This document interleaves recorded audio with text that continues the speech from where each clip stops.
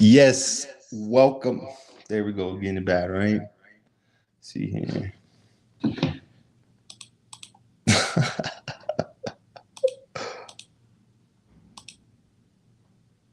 Okay, let's try this again without the echo. Welcome back to the channel. I'm your homie Leo Coys. We are messing things up already as we get this live stream underway. A bit of a different live stream today because I want to go over the Premier League. Something that I wanted to do on my channel was maybe do Premier League predictions and make a video. You guys know I like to make the videos and do the editing. The live streams really isn't my jazz, but I do need to step it up and do some more live streams.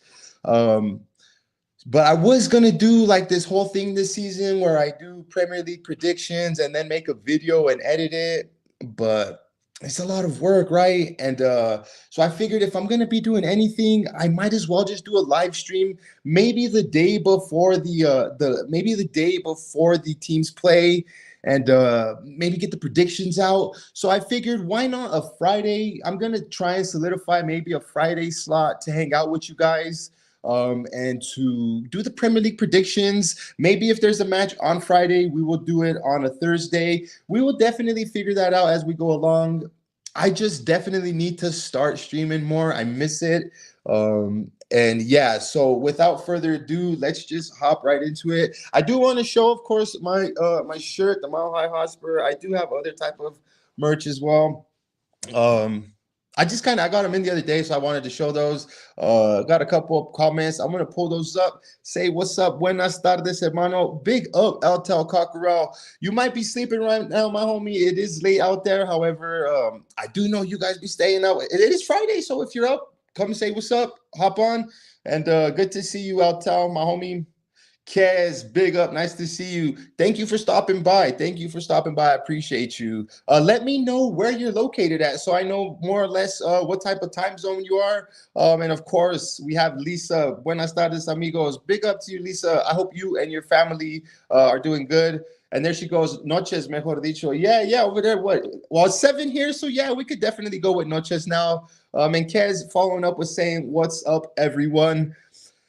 Yeah, so look, my homies, match week 3 is underway. Well, not underway. We are going to be doing match week 3. And let me just pull up to see who plays first. I should have had all this ready, right? Let's see here. I want to see who plays first. Couple big matchups. I think I seen Liverpool, Man United.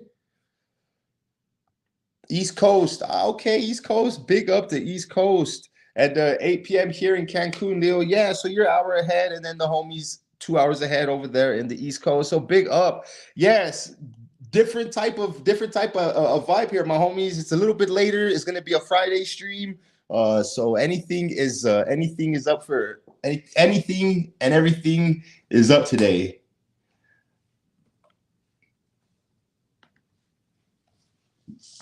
All right, let me see. I'm gonna try and I'm gonna get better at streaming, so bear with me. I'm gonna share my screen with you guys, and then we're going to kind of go over these matches together. And I want to start off with the first one. I need to share this.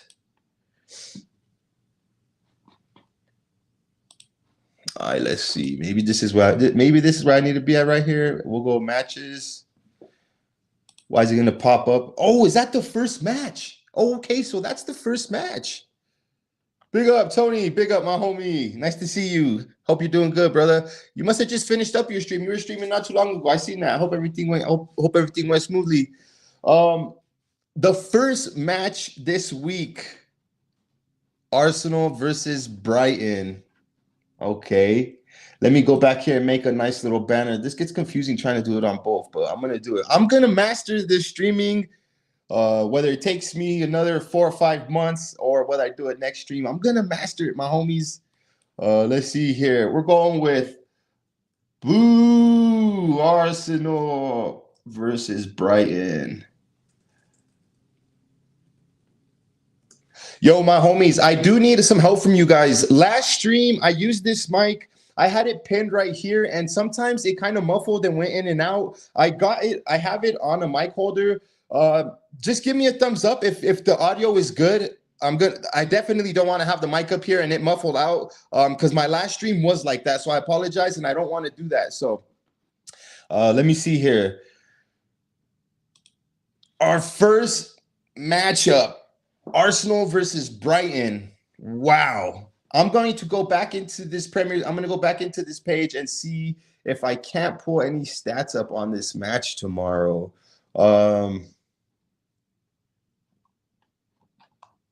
Okay, 1 second. Bear with me, my homies. Okay.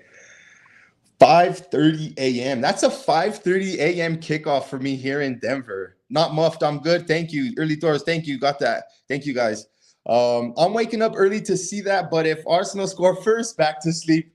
Cheeky, Lisa. Cheeky. Just stay up and watch it. At that point, make some breakfast. You know what I mean? Go for the tortillas recién hechas and then come back home, make it, you know what I mean? That's what I would do. That's what I would do. Maybe hit the beach afterwards. Hopefully Arsenal lose though, right? So let's go back to this Arsenal versus Brighton. What I wanted to pull up as well was the Premier League. I want to pull up the table. If I'm honest with you, my homies, I haven't even looked at the table once. I know we're only in week 3, but I just know we're not at the top of the table, so I don't want to peek at it just yet. Tortas de cochinita. De cochinita. Damn, I read that wrong. I'm sorry, de cochinita. Ooh, nice. Yeah, I'm a big fan of the pork, honestly. Pork. I could eat that every day, but it's not good for me. Let's see here. Brighton and Arsenal both on 6 points. So that's why I felt this one was going to be a good one, Lisa. This one was going to be a good one because I know Arsenal are they've won both of their games. I haven't kept too many eyes on Brighton. A team look, oh man, I wish I could pull up my let me see here. I'm going to pull up my predictions that I did. Let me see.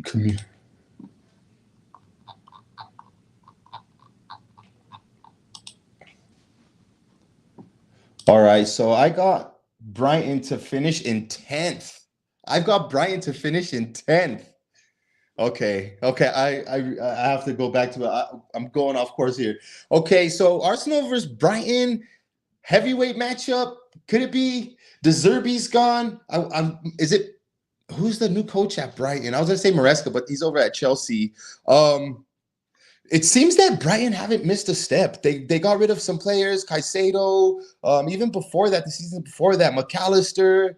And it seems like they're recruiting and everything that they're doing is just freaking peaches because they haven't had a hiccup, right? Losing their manager and then losing some key players. They haven't missed a step. That's something to worry about. And I really like the way Brighton go about their business and the way they've been in the Premier League for the past couple of seasons, my homies, is just a testament to how good and how focused they are on the structure that they have. So, and Arsenal, what can I say about Arsenal? Man, look who just popped in. Luca AFC, my homie. I was just about to say, but Arsenal look really good. Go down and follow Luca AFC. I know he is a Gooner, and that's okay. Gooners are homies as well. And this man not only does Arsenal content, he's also kicking out MK Don's content. Luca, you still doing the MK Don's vlogs? As a man that does matchday vlogs, bro, I like to see them. Yeah. Okay. Arsenal, man, this is your guys' year. If I'm honest with you, it's going to be a tough matchup. I think Arsenal will edge it out. And I hate to say this, I do not want them to win, but the Gooners are going to win this match. If I had to put a number on it, my homies, help me out. I'm going to go with a 2-1. 2-1 for the Gunners. Let me go ahead and put that on there real quick. Let's see here.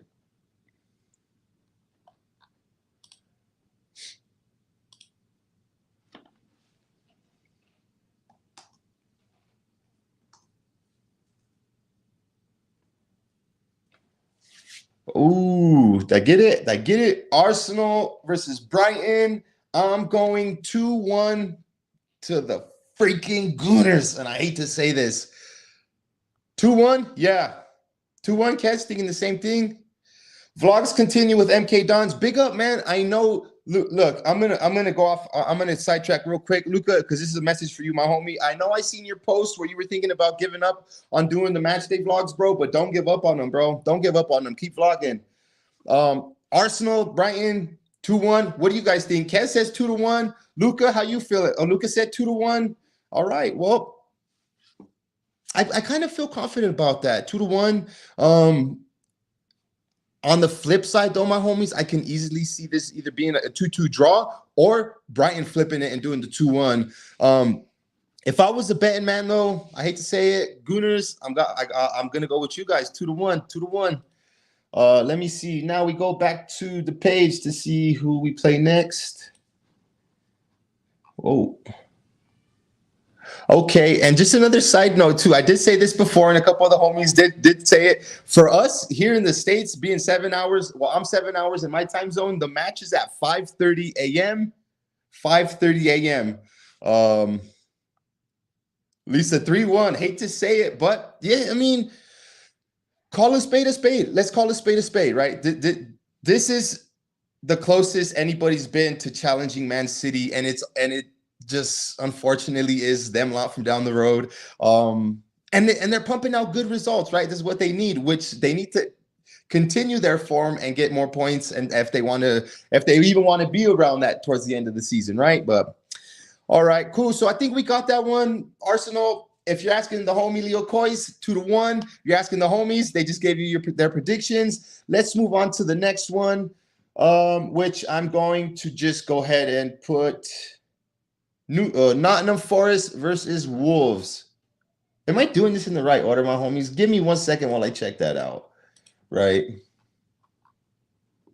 Well, I guess it's really no order. They all start at the same time. Yeah. So we'll do Nottingham Forest versus Wolves. Nottingham Forest versus Wolves. That is just so confusing.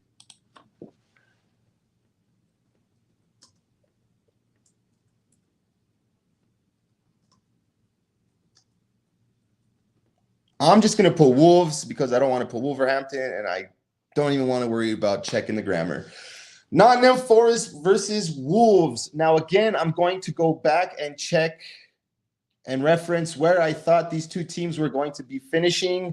I'm looking to the community section on my page. I got Nottingham Forest at 17th. Ooh, and Wolves at 14th. So if I'm looking on the grand scheme of things, this fixture for me is definitely the bottom half of the table.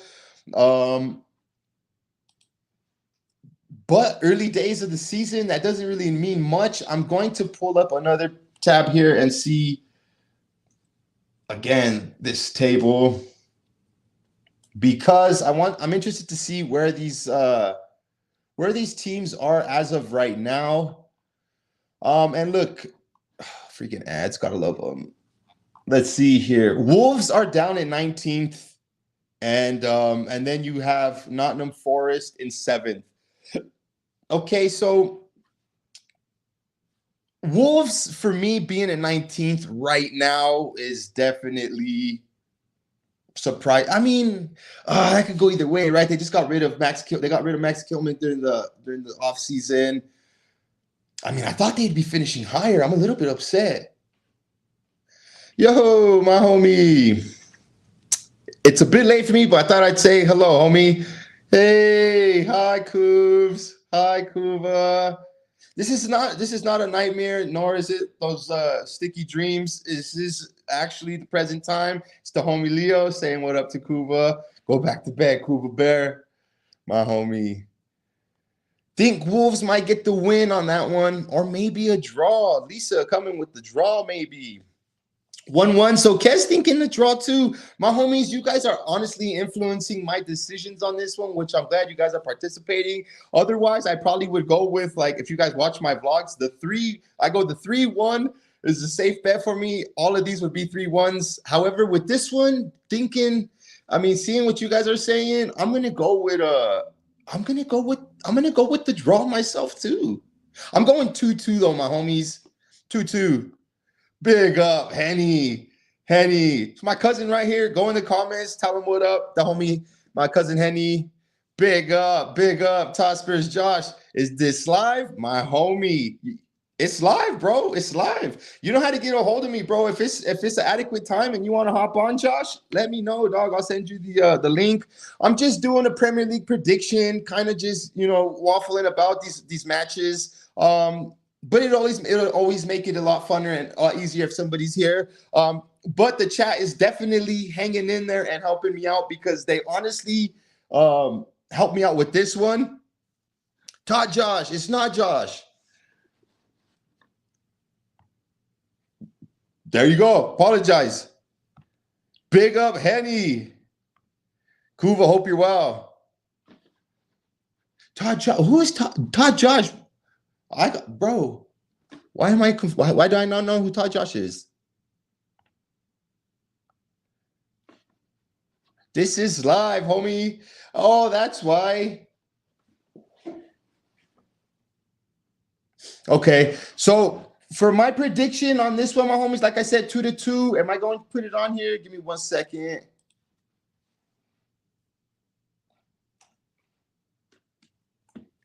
Two. Anybody else going to throw theirs in there? Because I'm going 2-2. The reason I went 2-2 is because I think it's going to be open. The game's going to be open. Both sides are going to be attacking. I don't think any of these teams offers much of a defensive. I don't think most of these teams are going to be that defensive. However, we might even see a boring 0-0. I'm hoping for a 2-2. Probably the least of them. Probably one of the least attractive games of this match week. Big up, Lisa. Good here. Just heading off for some sleep. Hope you're well. Cooves, enjoy, man. Enjoy. I know it's pretty late out there for you, my homie. Next up, Leicester City versus Villa. Ooh wee. Leicester City versus Villa.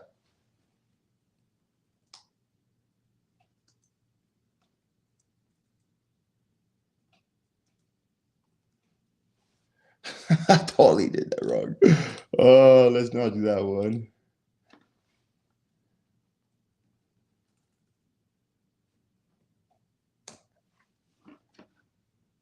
Okay, Leicester versus Villa.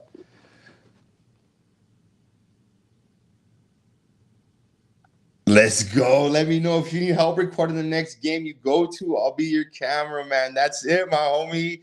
Yeah, Primo, I know you do some good videos, bro. I know you do some good videos. So even if we don't go to a Rapids game, we definitely need to get together and hang out, bro. Villa will demolish Leicester City 4-1. Dang, just like that. Lisa coming in just like that. I'm always wrong on my predictions, by the way, but they're still fun to do. No, exactly right. And this is exactly right. Like I said at the beginning, was I going to take the time to sit down and talk to the camera and then chop up a video and try and make it fun? Or was I going to hop on here and try to interact and make it fun that way? So the predictions are always fun. I'm probably not even going to get one of these right, but it's definitely worth fun doing. My homie Hotspur says 1-3 Villa. Again, Kez going with 1-3 for Villa.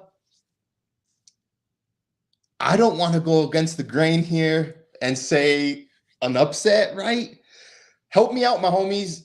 Villa is playing very good.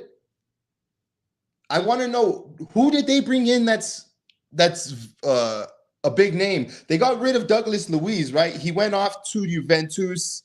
Who else? Did they retain anybody, or did anybody come in on a big move?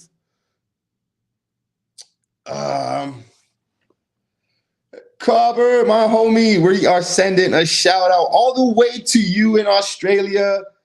I want to say it's morning time, bro, but I could be wrong. Cobber, I hope you're doing good, my homie. Thank you for catching the live stream. I know you always watch them back, and I'm glad you were able to catch a live one.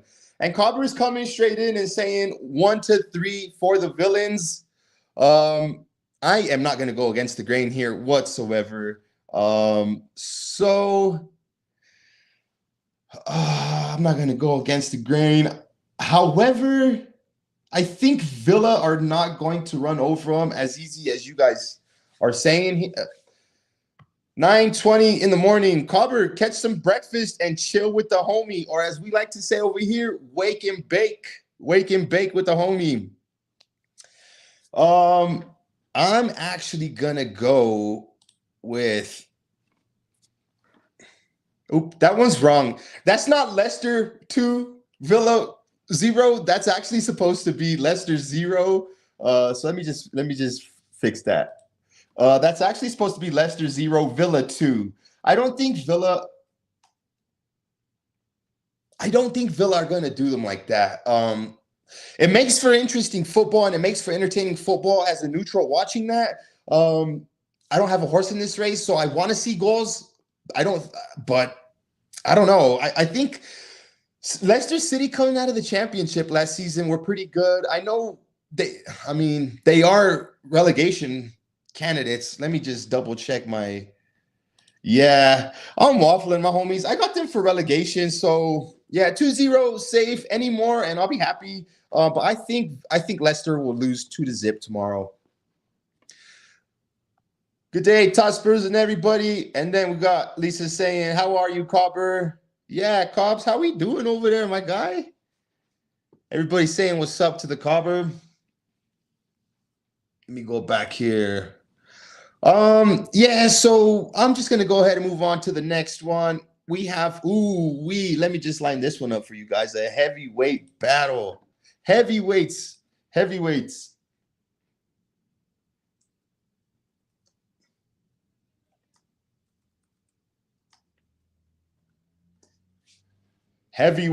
Ipswich versus Fulham. I'm pretty sure I spelled that wrong now that I'm looking at it. Dang it.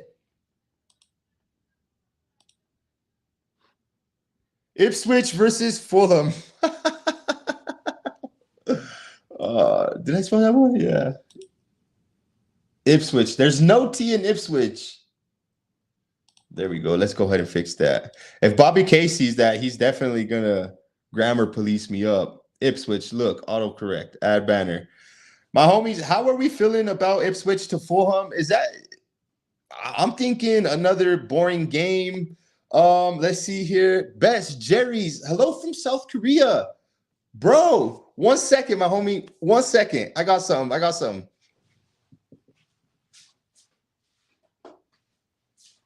Yeah?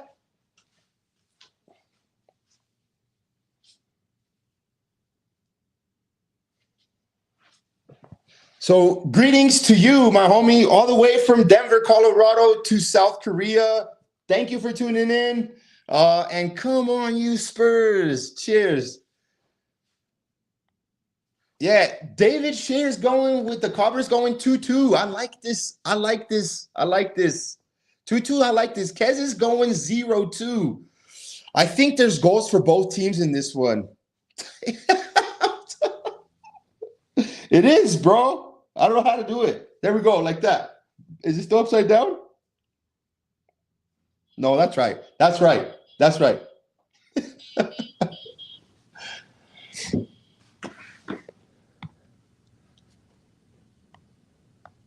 My homie, I'm sorry. Cheers. Oh, look at this one. Oh, he's over there. I got Sunny. Yes, Sunny. It's Sunny. I got the Sunny one. Yeah. Big up. Thank you for joining. Fulham making some signings. Think they might get close to Europe this season. But for me, this game is 1-2. Lisa, is that the 1-2 because you're going Ipswich 1, Fulham 2? I mean, that's what I'm assuming, right? That's the way it was. Yeah, I agree. There's goals in it for both teams, Lisa. I'm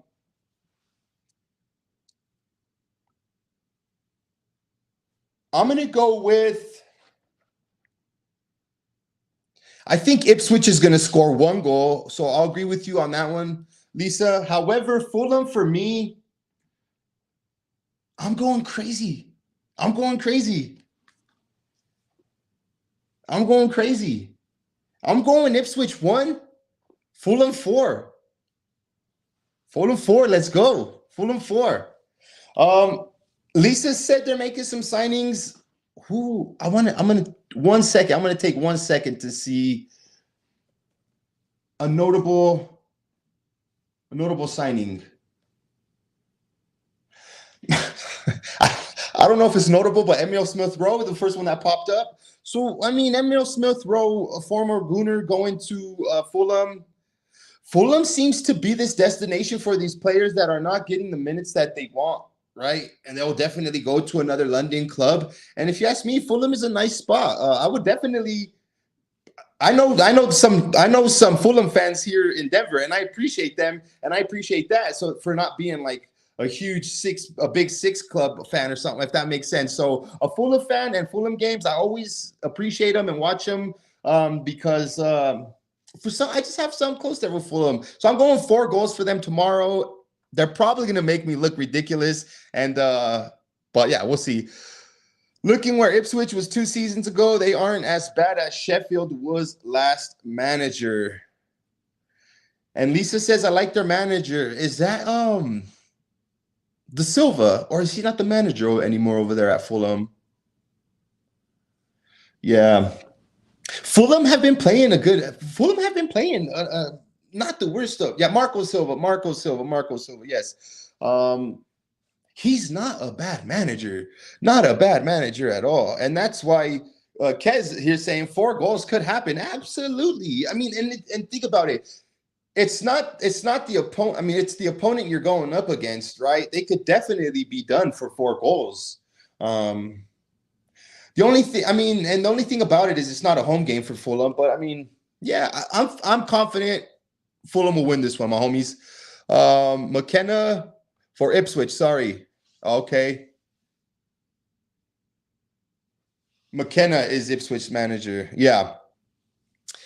Yeah, so we'll see what happens. I'm rooting for Fulham. I'm going to check real quick where I got them at again. Yeah, 13th place. 13th place, finishing above the likes of Wolves, Bournemouth, Everton, Nottingham Forest, and then the 3 candidates that I think will be going down. So Fulham is definitely, like I said, Fulham for me. Yeah, if they could string together some good. Let me see here. Wasn't there a comment up here earlier? Yeah, Fulham making some signings. Think they might get close to Europe this season. So just to caveat everything we're talking about, Lisa's comment here hits the nail on the head with the hammer, right? Fulham are making noises. I got them to finish 13th. That doesn't mean they can't finish top 10 or maybe even further down the table, right? Yeah. Moving on to the next one, my homies. Let's see what I got for you here. Let me take this one off and let me see who is next up. Ooh.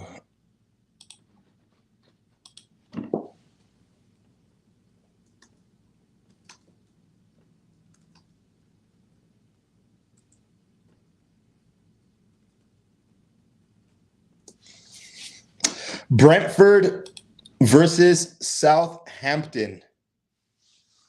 Adama Masterclass. Oh, for Fulham? Yeah.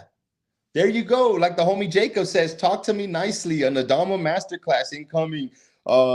Yeah. Poor groundskeeper at Ipswich is going to have a bunch of snail trails to have to go clean up, right? He's going to have to be mopping up all that freaking oil that drips off of him. Brentford versus Southampton. Brentford to me is an enigma, my homies. Kind of what I said about Fulham, I will say the opposite about Brentford in the fact of being a London-based club where tons of players will probably go to Fulham instead of a Brentford.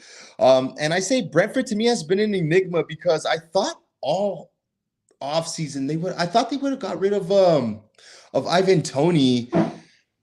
I'm not sure how many other moves they made. Okay, let's see here. Right off the bat, Wissa went to. Oh no, I'm thinking of Wan-Bissaka who moved from Manchester United. Okay, I'm getting sidetracked here. And I like Embuemo too, right? Embuemo is at Brentford, right? Embuemo is at Brentford. They still have Ivan Toney, their manager, just like Cobber said, he's an excellent manager. I'm going to go back over here and check to see. I have Brentford. So I have Brentford in 11th. Brentford in 11th at the end of the season. And if you ask me, Brentford and Southampton at 19th. Yeah, there's nothing in it. Looking at that, nothing in it for me for Southampton. They did just sign. Did they just sign somebody, Southampton? But I don't think it's enough, my homie. Southampton, for me, are relegation fodder. This game is in London, so I think, yeah, let me just go ahead and put my score up here. Very quick square business for Brentford. I'm even going to go out there and stick my neck out and say Ivan Toney bagging a brace. Ivan Toney bagging a brace. Southampton being held on a goose egg. I'm going with a 3-0 for I'm going 3-0.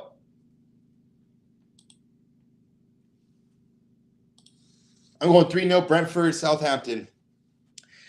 And it might even be more, my homies.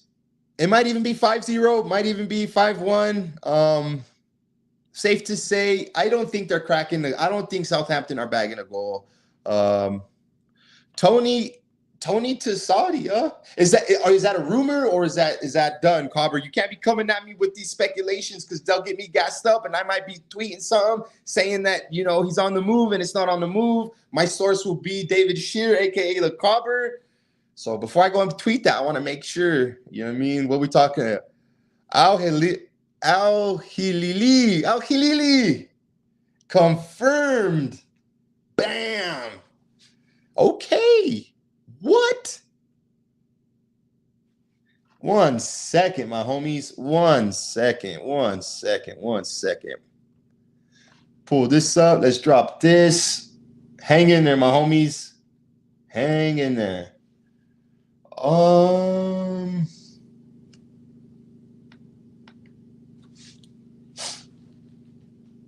Hang in there. I'm gonna just see if I can't find something on a day ago? Am I that far behind on the world? A day ago? I just seen an article that the move happened a day ago, and I haven't and breaking news. Cobber just broke the news to me that he left to Saudi a day late. Holy crap, for 40 millions. Cobber, bargain for the Saudi team? 40 million. Makes me wonder why nobody went for him.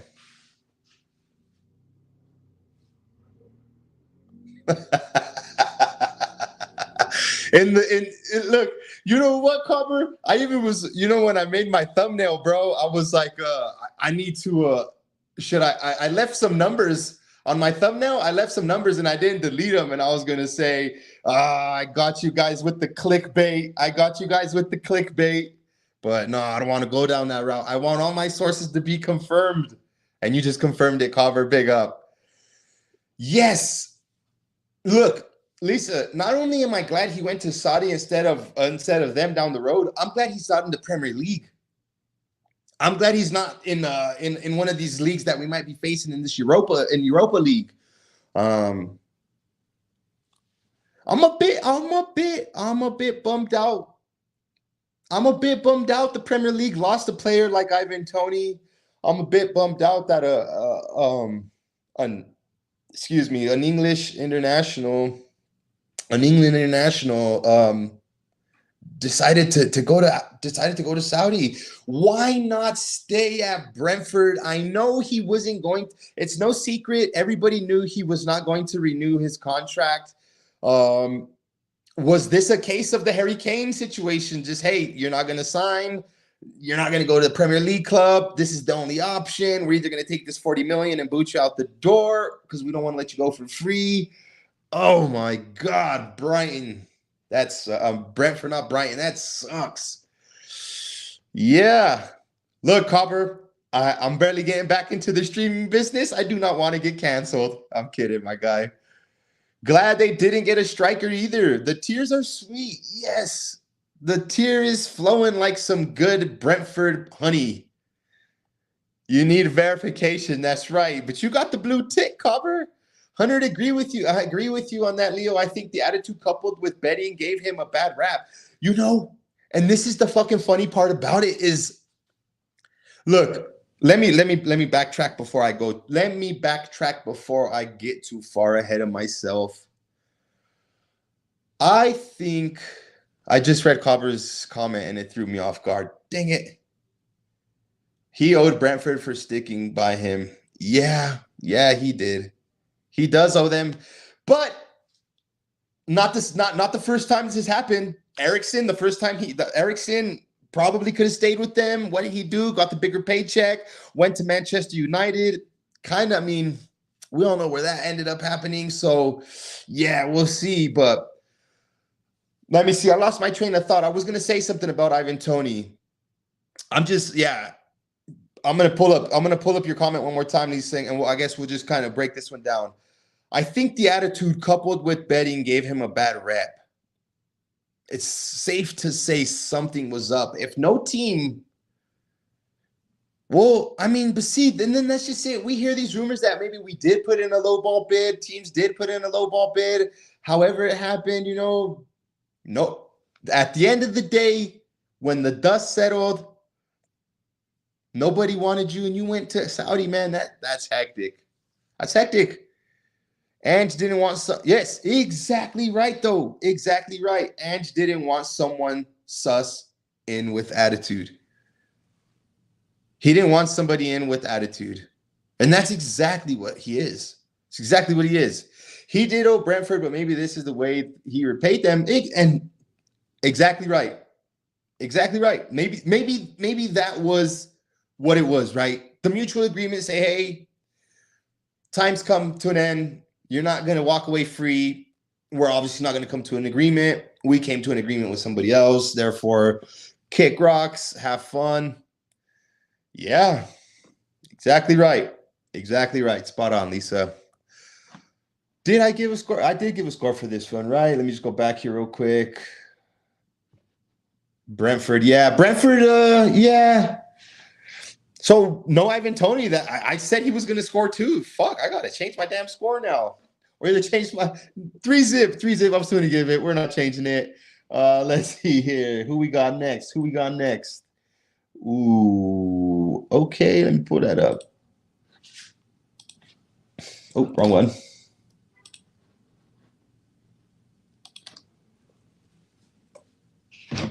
Oh, I'm such a jackass. I could be looking at it on my phone.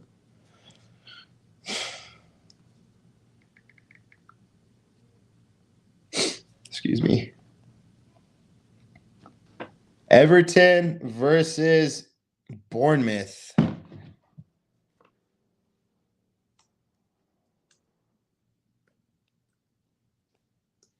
Probably some misspelling in there, my homies. Maybe not. Everton versus Bournemouth. Talented for good.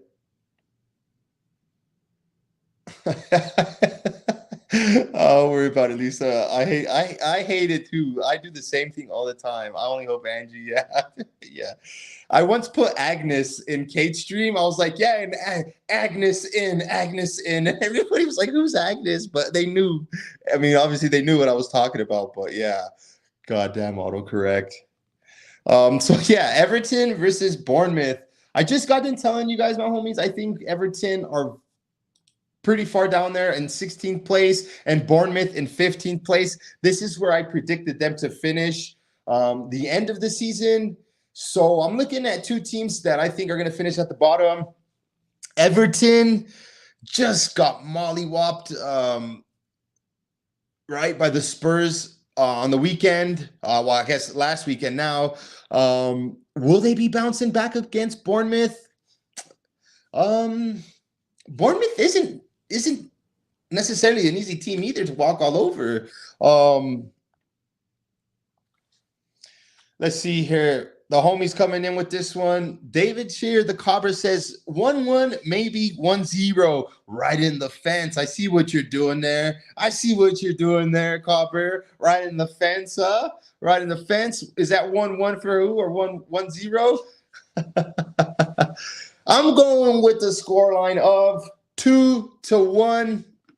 I think Everton will get the victory. Yeah. Lisa, I feel for Everton, but she thinks they'll get a loss. Kez is thinking that's a tough one.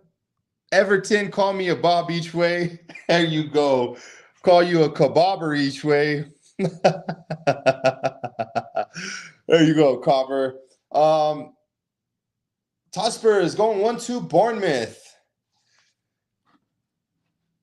I'm interested to think. The homies are thinking Everton might be struggling. Saw Delhi is in negotiations for new contract with Everton, but interest from Lille. Think he might be able to help Everton now. I'm more interested in the Lille part. A player here from Colorado just got sold. Moise Bombito got sold to OG Nice in France. Bombito was our center back, registered fastest player in the the MLS. Just moved to Nice, French side. So I'm all about these French teams I'm all about these French teams giving opportunity, especially to a player that I've seen in Moise Bombito, right? Moise Bombito was linked with Olympique Lyon and ended up going to Nice. So when I see the links of Dele Alli going to a club like Lille, it makes me, like the homie said, that kicks me in the fuzzies, like he told me. I'd like to see something like that, especially Dele Alli, right? Go back. Maybe you need to go away from England, right? Maybe, because let's be honest. I'll be honest with you. Obviously, I don't live in England. I don't know what the papers are like. I don't know what the media is like. But I will tell you this much: if Dele Alli was to sign for Enfield Town FC, the Towners, the spotlight would be on him. If Dele Alli was to sign for Manchester United, the spotlight would be on him. If we were to give Dele Alli another chance, the spotlight would be on him. I think, and hear me out too. Hear me out. Eric Dyer has even came out and said publicly he likes being in Germany a lot more because he doesn't have to deal with the press that the English media puts out, right? So I think Dele Alli would benefit from a move abroad. I mean, maybe even like a Belgian team, maybe even like a Dutch team. There's got to be a Dutch team that'll take Dele Alli. There's got to be a German team. This French team, I would love to see that. Sorry for going off on a rant, on a different rant, but because I don't want to see Dele Alli come back to Spurs. Don't get me wrong. I don't want to entertain that or go down that route. I will, however, entertain the thought of Dele Alli going and being rebirthed in another place, because why? He's a fucking baller. He's a yid probably till death. I can honestly say he's probably still coys. And so, yeah, man, go play your ball somewhere else. Trust me, like, just get away from the bullshit. Focus on what you need to focus. And if Dele Alli was to go to France, I guarantee you he would resurrect his career. Hot take, clip it, whatever you want. If Dele Alli was to go to a place like France, a farmers league, if you will, he's going to be lighting it up. Just my opinion. He's a bit older now. It's a bit slower. But like I said, they're giving opportunities to players. Might as well hop on it if I were you. Tabloids are terrible. Yeah, I would not want to be a part of that, man. And I can only imagine being in England where everything's going to be underneath of a microscope, man. Yeah, cheers, man. Cheers. I hope it works out for Delhi. And find love of the game again. This Cobber, you probably know more than a lot of us, bro. This translates to any facet of your life, right? If you need to start over, or if you're in a bad state of mind or whatever, a change of scenery, a change of friends, a change of just do something different. And France is not that far away, but yet it's still far away. Yeah, sorry for sidetracking there, my homies. I honestly I love the Delhi comment because I want nothing but the best for our former players and future players for that matter. I'm gonna pull up the next one, my homies. Let's get cracking on with this one. I think this one's at home here for these fellas versus the champs. I'm going West Ham versus Man City. Let me know what you guys are thinking about this one. Let me just double check to make sure that's the right one. Yeah, am I good? Am I good? Am I good tomorrow? Yeah, West Ham, Man City. West Ham, Man City. Yes, rooting for Delhi. Who isn't rooting for Delhi? I mean, look, back onto the Dele Alli tangent, right? Back onto the Dele Alli, because who doesn't want to root for Dele Alli? I'm rooting for him. 2-4 for the cheaters.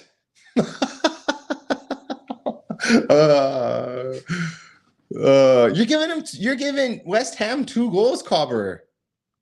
Cobber is giving West Ham 2 goals. That reminds me, I actually, my homies here in Denver, well, I mean, and even in the WhatsApp groups, right? People are doing these fantasy footballs, fantasy Premier Leagues, and here in Denver with the Mile High homies, we actually have our own Premier fantasy league, and I hate it. I don't like fantasy league. I don't like. It's not a bad thing. It's not a bad thing. It's just, for me, it's tough. And what I'm going at with that is I have the goalkeeper from Man City, Ederson, as my goalkeeper. So I'm wondering why you got them bagging 2 goals against us. City can be scored. There you go. Well, that's why. That's why. Talk about Delhi all day. I'm up for it. Yeah, I mean, I would love nothing more than to see the redemption arc, but not with Spurs. I have to say that, but not with.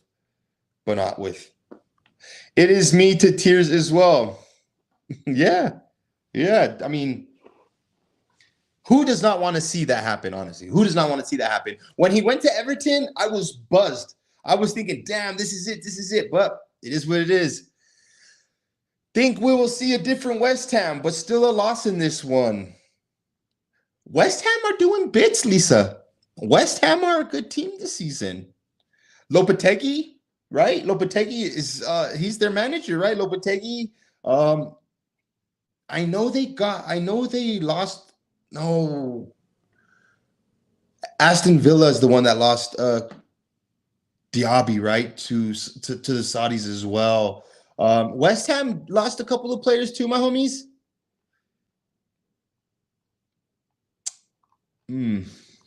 We'll see. Let me get this one up. West Ham and City. Let me click on it. Yeah, so West Ham are a 12% chance to win to 71 for the cheaters. Boo, cheaters. Boo. Bowen, he's in my so Bowen's in my fantasy league as well. As a great little player. And Souček, yes, it's tough. And he always scores a goal, Thomas Souček, right? And Kudos as well. Yeah, Kudos as well.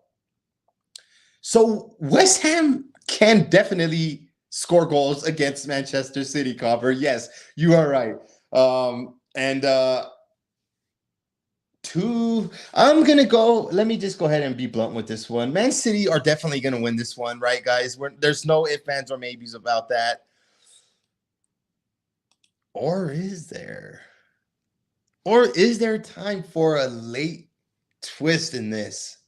God damn it. But then if I go with the victory for West Ham, not only is that a rival against Spurs, but then it's handing a victory to the biggest rivals to the title challenging to Arsenal, which is Man City.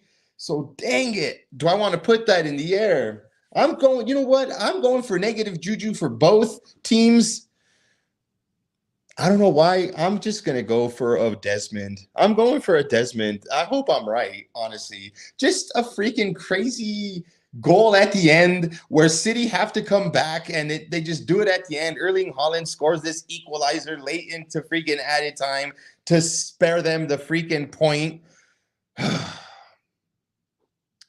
We move on. We move on, my homies. We move on, cheaters. Go with what your heart says. My heart says, oh, damn it. Yes, go with what your heart says. Well, Man City, fucking cheaters. Let's go. I'm going with a Desmond. That's what the heart says, Copper. A Desmond. Let's get it. Let's get it. The next matchup. Let me bring it up for you guys, my homies. We're getting near the bottom of it. Damn. Started from the bottom. Now we here. Chelsea versus the Palace made of crystal. Let me go back here. Was that Chelsea versus Crystal Palace?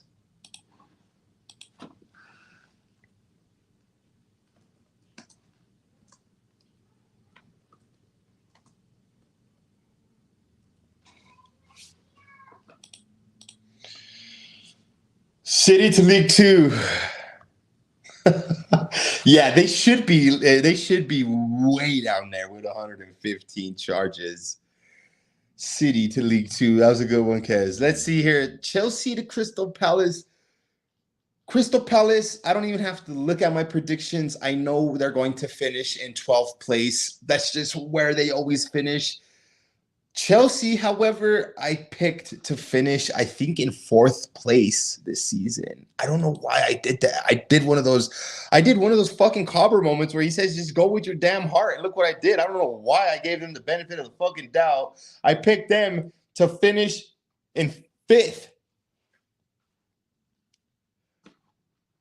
I got Chelsea to finish in 5th at the end of the season. They just got rid of Sterling, right? Did Sterling go to Arsenal, my homies? Was that a loan that I seen? Hotspurs 2-1 Chelsea. I'm still sorry I called you Josh, bro. I don't know why I thought that was Josh and Hotspurs. Where did Ramsdale go? Palace? No. He actually went to Bournemouth, bro. I think he actually went to Bournemouth. Let me look that up, my homie. Chat, or if anybody could pull that up before I do. I think Ramsdale.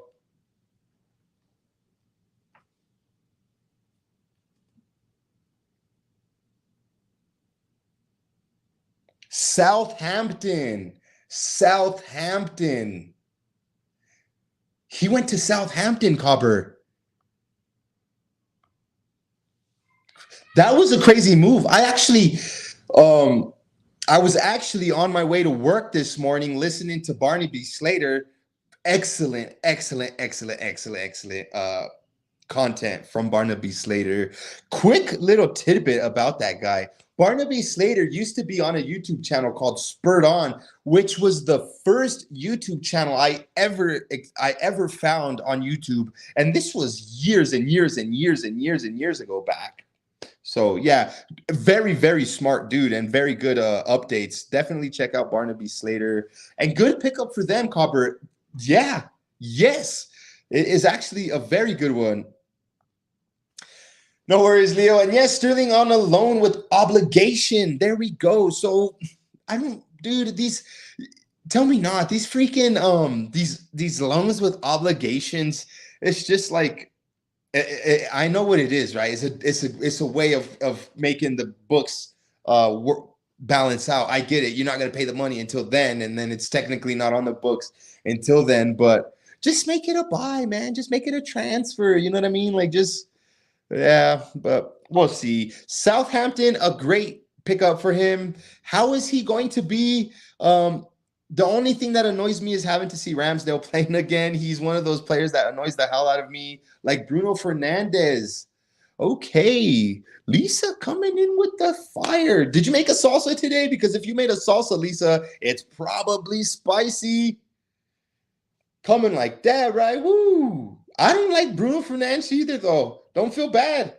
He just, I mean, he just got a face you. He's got a face. I would just want to just bam.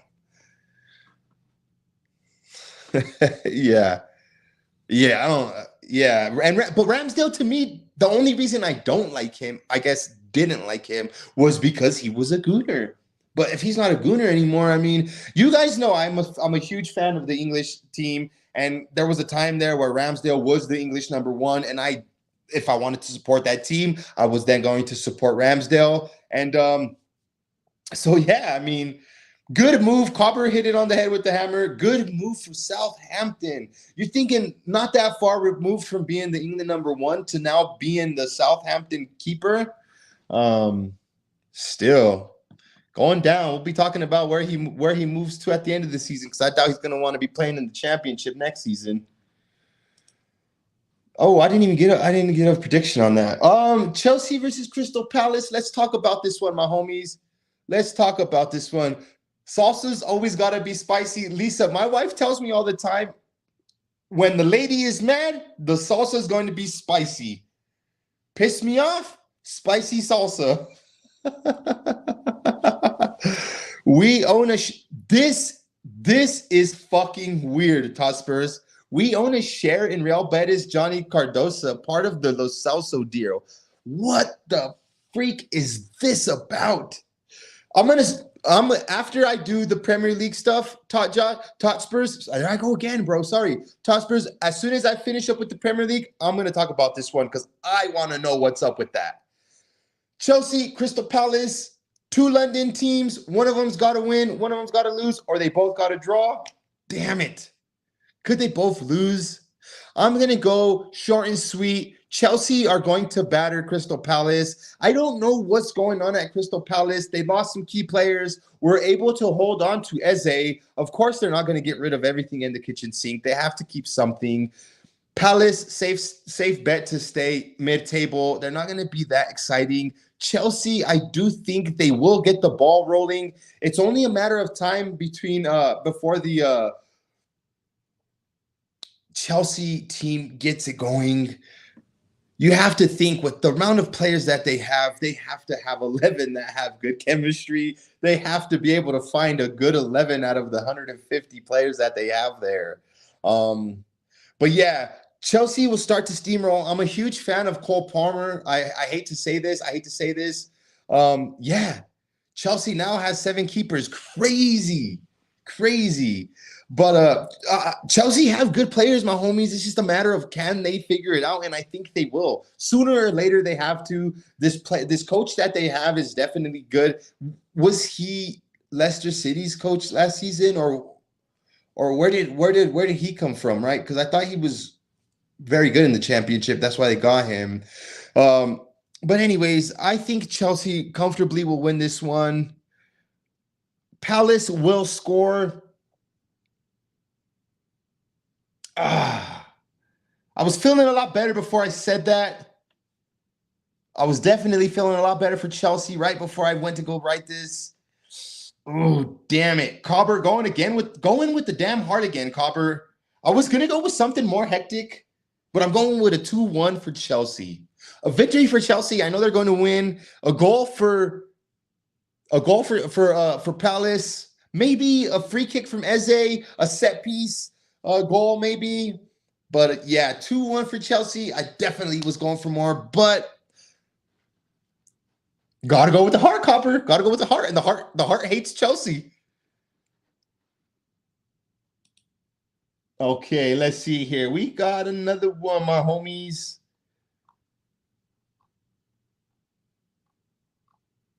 Ooh, okay. Now we're cooking. Now we are cooking with grease. This next game right here, Newcastle, right? Newcastle versus Tottenham. Okay. Let's see. Now, where do I want to go with this one, right? Where do I want to go with this one? Let me see here. Newcastle. I'm pretty sure I spelled that wrong. It's not that I don't know how to spell, my homies. I'm just like in a rush to do it. I don't know why. Newcastle, didn't spell it wrong. Good. Where's Tottenham? Ooh. Bad juju. Bad juju. Bad. And said in his presser he didn't want a CB as he wants a pathway for Phillips and a young Yugoslav. Okay, I'm gonna bring this one up too later, Copper. Let me start this one. Or how do I start that? Star that one and then come back to Hotspurs. We're gonna star that one.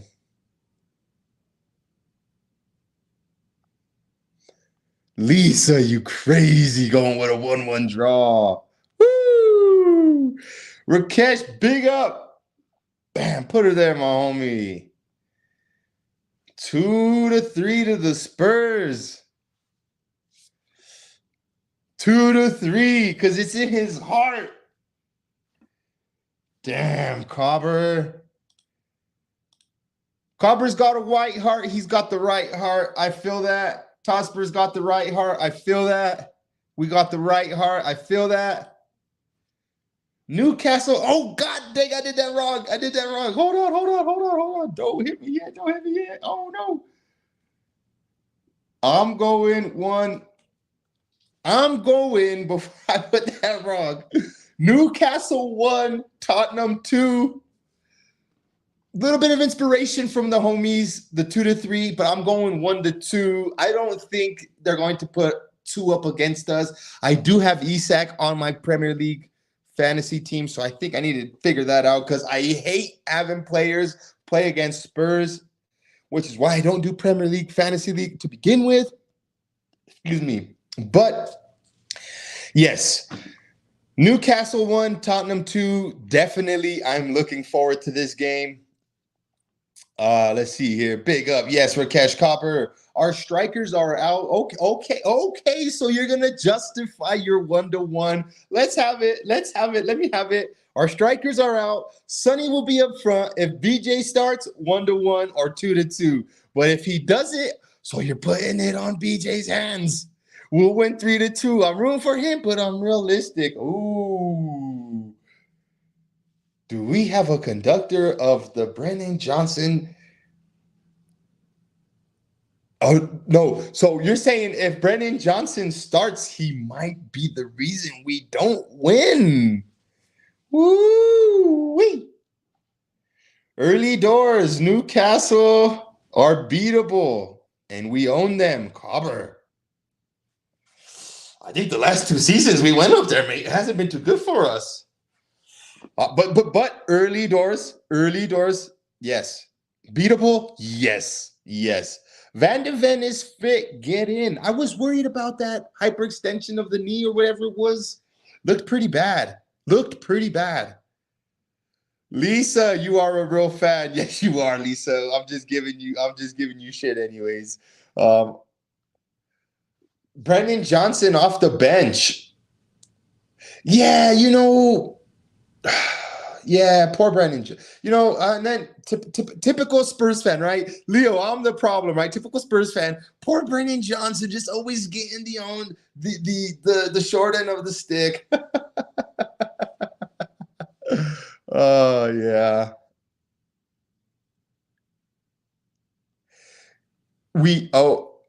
Not own. Yes, yes. Cobber, yes.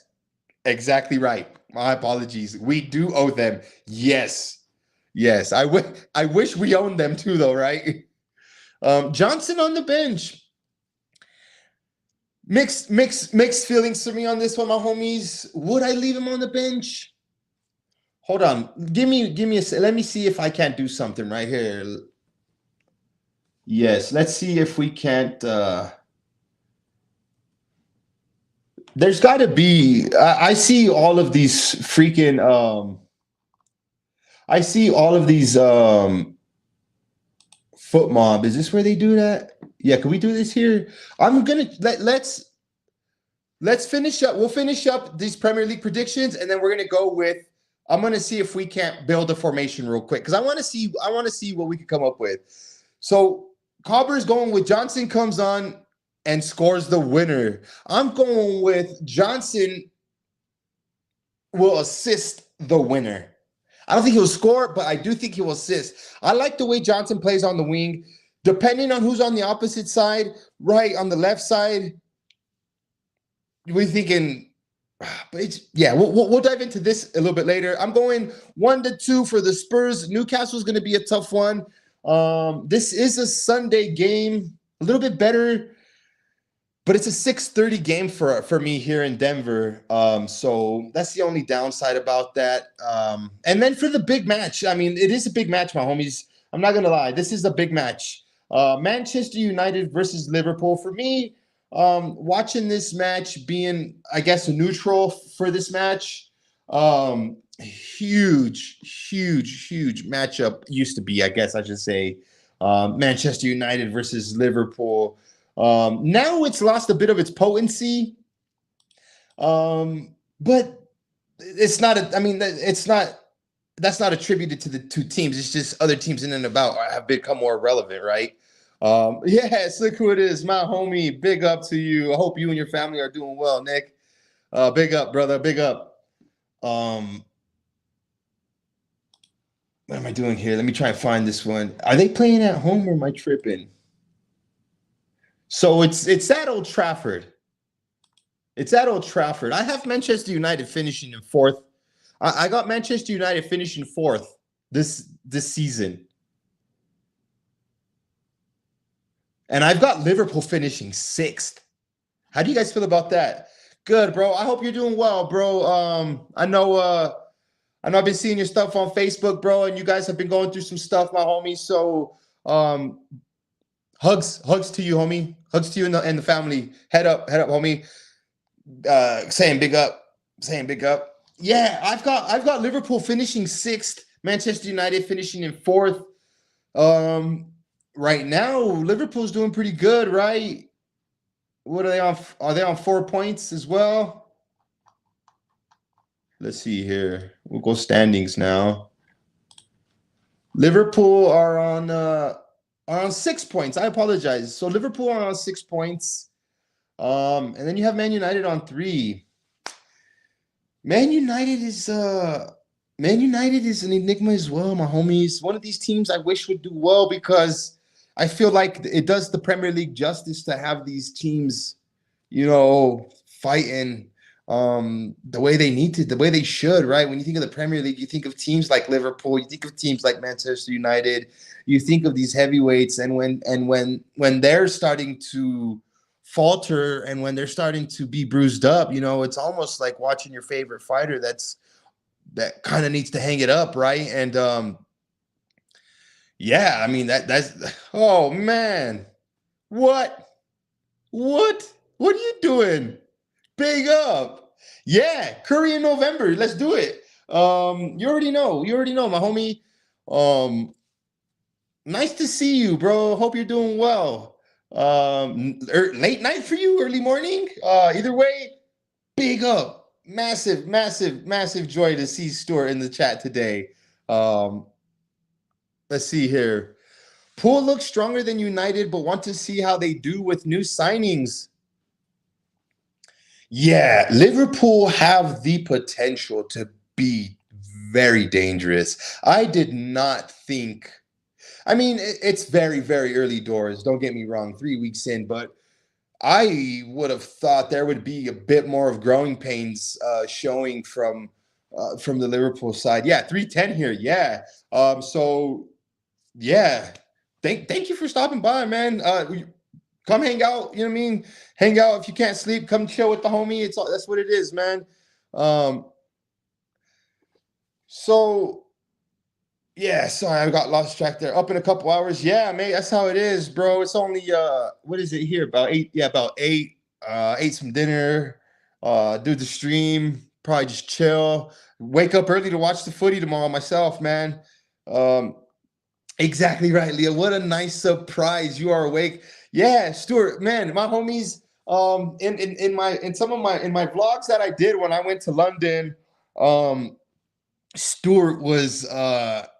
Stuart had reached out before I even went and was like, hey, I'm going to try and make the bends to meet up with you. And not only did he do that, right? He took Ellie and myself. We all went out and had a curry.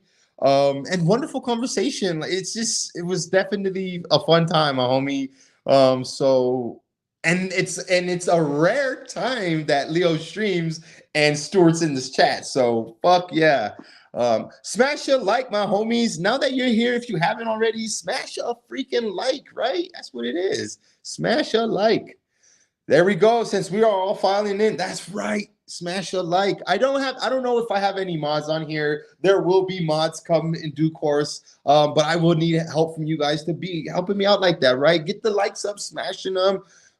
Big up, Lisa. Yeah, so I think just to wrap up the predictions, and then we could kind of talk about our team that we follow here, Spurs. Manchester United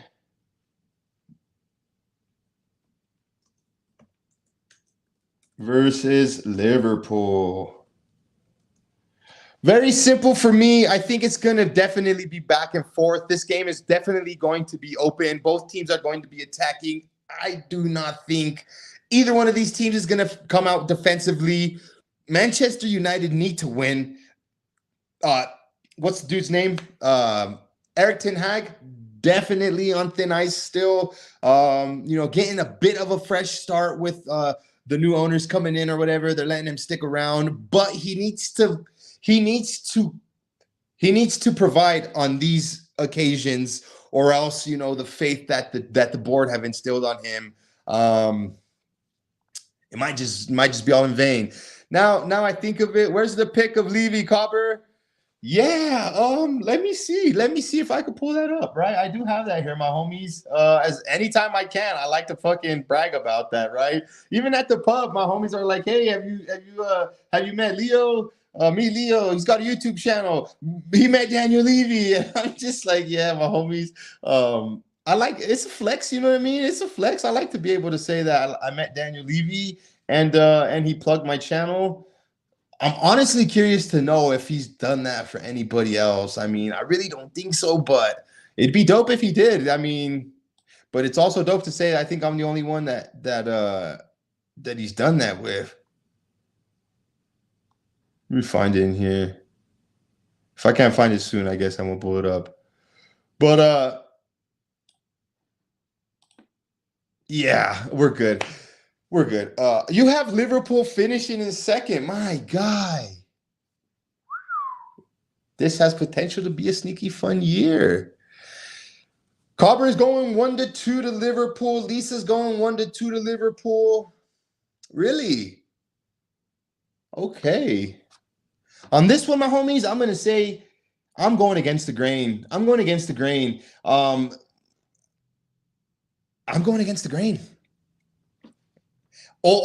Every time Manchester United need to come up and play good, they fucking do. They do. I hate to say it, they do. And tomorrow or Monday will not be any different. My homies, you heard it here first. I'm going with a freaking crazy scoreline. You guys heard it here first. The headlines come Sunday night will be Manchester United beat Liverpool 3-1. Yeah, I do, bro. Which one is it? It's right here, Copper. Yeah, this one is Chicago Spurs. Chicago Spurs actually paid homage to our gaffer and put the kangaroo there. You guys notice, man, I got to keep it Denver, you know what I mean? I got my Rapid stuff now. This one here is one of my favorites, the Centennial 38. This other Rapids one here, I got this Rapids flag at the stadium. I guess I haven't really spoken about this. I haven't really spoken about this much, but now that I have you guys here, so I went to a team party where it was a private event, and I was invited. I went and I got a scarf exactly like this one. Well, actually, this one here has a bunch of signatures too. This one here has a bunch of signatures from the first team, and what I'm going to do is I have another one.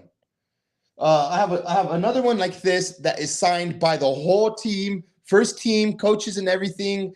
And I keep it in my bag. So every time I go to the Rapids games, I'm hoping to find some Spurs fans because I normally run into some.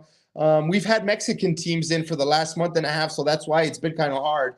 But once we get back to MLS, I'm going to have I'm going to be taking that the other one with me, and I'm going to look for the first family or the first group of people that I meet with a Spurs jersey and say, hey, my name is Leo. If you don't know, I have this channel called Mile High Hotspur. I'm a Tottenham fan, a Rapids fan. If you subscribe to my channel, snap a picture with me, you'll receive this nice, awesome autographed scarf. And it's something that I've been wanting to do to kind of give back to not the homies, but to give back to the world because, you know, I reached 1,000 subs. And for me, giving it back, that's what I'm going to do.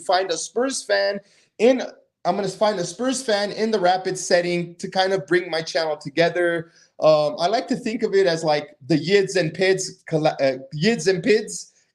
clash here, right? The Yids and the Pids. And so that's one way of me kind of saying, hey, thank you to a Spurs fan out there who's a Rapids fan that will receive a Rapids scarf signed by the whole team. So, yeah, we are done. Do you support a Mexican La Liga team? I do. You would actually be surprised to know that I support Monterrey, Los Rayados de Monterrey.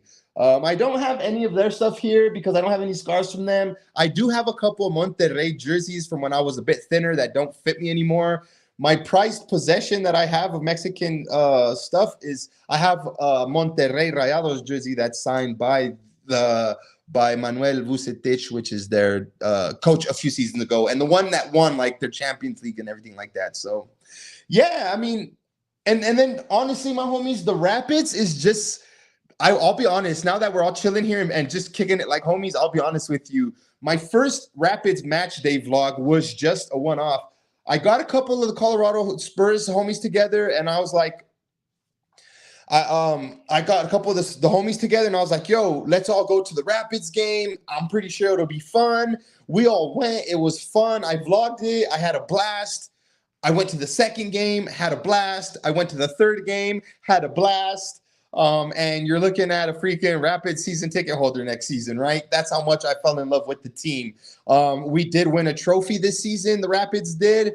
We came in third place in the Leagues Cup, which is a tournament between 3 different countries, 2 different leagues, which is the MLS and La Liga. And the winner was, of course, Columbus Crew. We came in third place, which means we qualified for the Champions League in CONCACAF. And I'm fucking stoked because that means we're gonna have different teams come in here, and we're also going to be able to travel. I'm hoping to maybe go to Jamaica, maybe where away days, my homies. I'm talking El Salvador, Guatemala, and Jamaica, Dominican Republic, like any of these places that'll be in the Champions League. How dope would it not be to go watch a team that I'm falling in love with, my homies, in front of your guys' eyes. If you guys watch my vlogs, you will see just how much you'll see how much effort I'm putting into my videos, and you'll see how much effort I'm putting into just being at the stadium and watching the game and interacting with the homies that I'm making there, because, a lot of it has to do with my trip to London. When I went to London, I felt so at one with the neighborhood, right? Because everybody was just so close-knit, especially being in N17, my homies. I was in N17, and it was either Tottenham or Arsenal, right? And I felt like that closeness. And then my friends took me to the Enfield Town match, Queen Elizabeth Stadium, and I got to watch a non-league football match that made me fall in love with it even more. And I was like, I have this at home. I have something like this very close at home. I don't have to travel halfway across the world to go to London for me to go sit down at a stadium, also known as like a sanctuary, in my opinion, where I could go and be at ease and be calm. And I have that here too. And it took me 36 years to realize that. Well, not 36 years. I'm 37 years old, but the Rapids have been here since 96. This is my first season, my first Rapids game, my first time supporting them. And a lot of it has to do with my trip to London, my homies. A lot of it has to do that you know, I need to support my hometown club as well, right? I need to be mixed up with my homies. I've met so many people, my homies, at the Rapids games, and a lot of them are Arsenal fans. But at the end of the day, when we're there, we're cheering on for the Rapids, and yeah, it's very lovely. And so the burgundy and the blue, I've never really liked it because it's our rival West Ham colors, right? But I put that aside, and it's up the pits. It's up the pits. It's up the pits. And come on, you Spurs, like I like to say, my homies.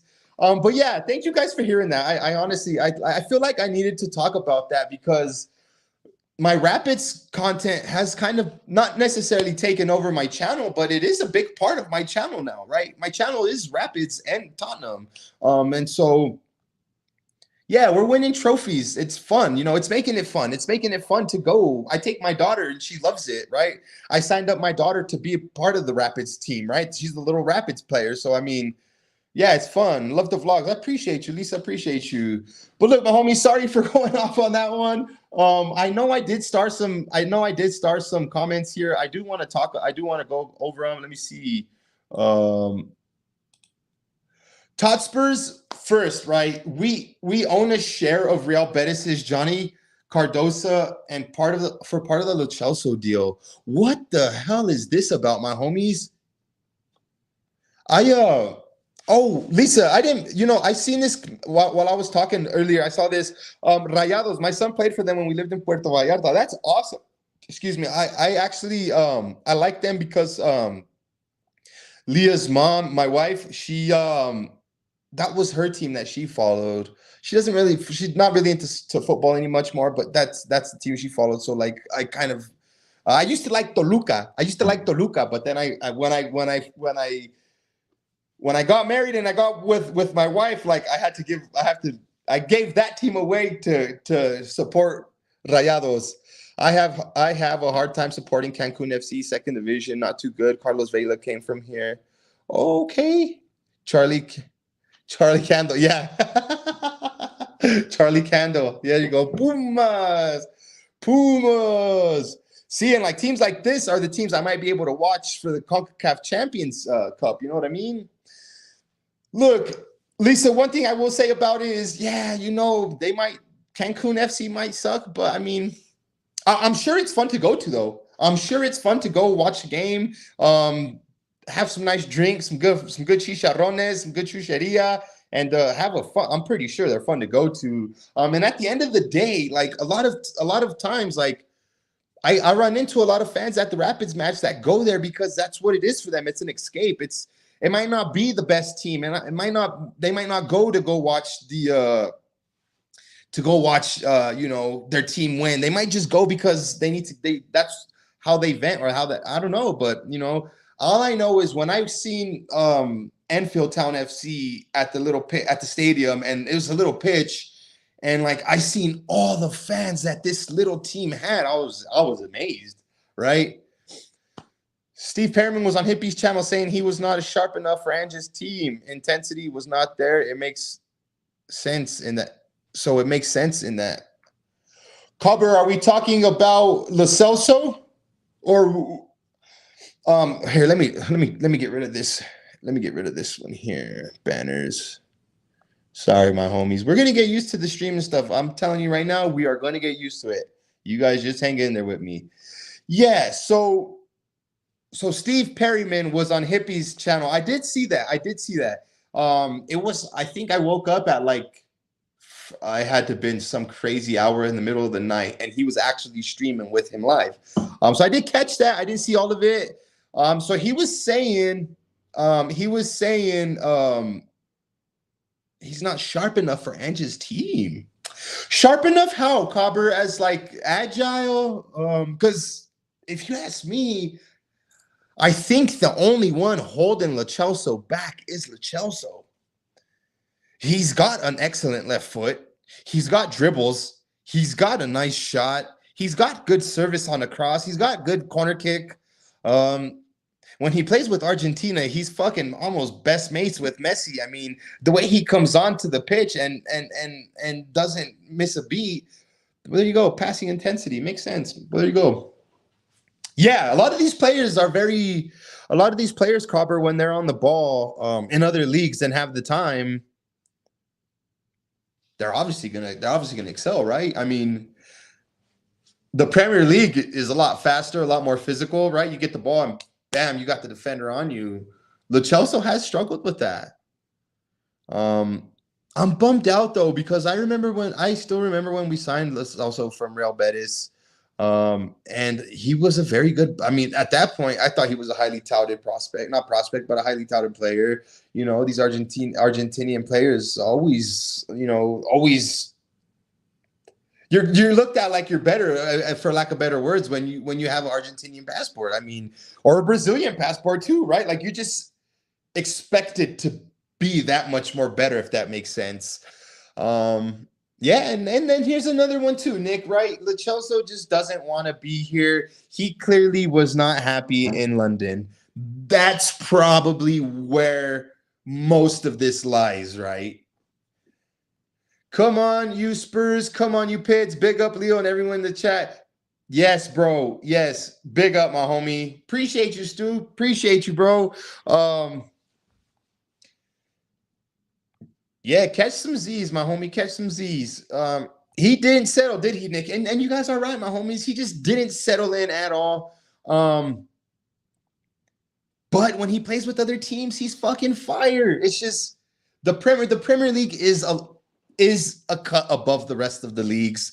And Nick, you're not alone, bro. I feel the same way. I mean, I wish we could get the baller that we know he could be. And look here, agree on that. I watched Lo Celso that season at Villarreal, and he was good. Good is an understatement. Did they not win the Europa League with Unai Emery, who is now at fucking Aston Villa, who wanted him to go there too, but we probably didn't want to get rid of him to them? So there is a player. There is a player in Lo Celso. My homie, thank you. There is definitely a player there. There is definitely a player in Lo Celso. Again, one of these players that could probably take a step back, go to another slower league, and just fucking kill it. He never wanted to be in England. That's a shame, though. That's a shame, right? That's a shame. Making all this money and just being miserable. I mean, I don't know. Maybe he wasn't miserable, but he was making a lot of money to fucking show up and do whatever he wants. I mean, he did spend a lot of time injured, though, guys, right? I mean, if I was to blindly give a percentage of how much time Lo Celso spent on the sidelines, I'm almost inclined to say he probably spent 60 to. Did he spend more than 50% time injured? Because he never really was in the starting lineup. He never really solidified his spot in the starting lineup.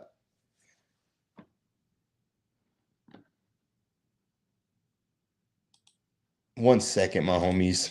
Bear with me here.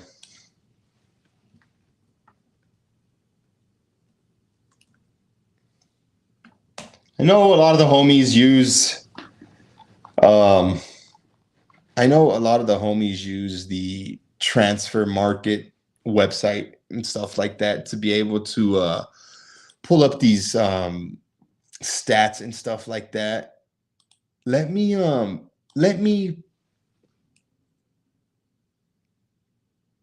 so just off the bat, while I'm doing that, Copper's coming in and saying about 30 games, something like that, he started. You're probably not fucking far from the truth, Copper. You are probably not. So let me share this with let me share this with you guys. Where we at here? So I have on my screen, and hopefully on yours too. Copper, I'm getting rid of your comment here. Give me 1 second. Oh, we have that one. Get rid of that one. Damn it. All right, Copper, I got rid of your comment so we could see that a little bit better. I'm also going to try and zoom in a bit more here. Let me see.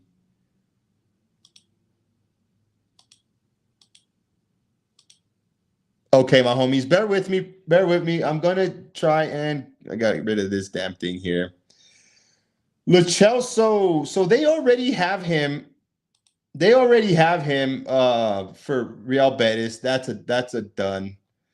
Now I wanted to pull this up because I wanted to see his. So right there, my homies, it's kind of small, but he played with Villarreal twice. We loaned him out twice. So we signed him in 1920. We signed him 1920 for right? Okay, so we signed him in 1920. 4 years, 5 years. He was at the club for 4 or 5 years.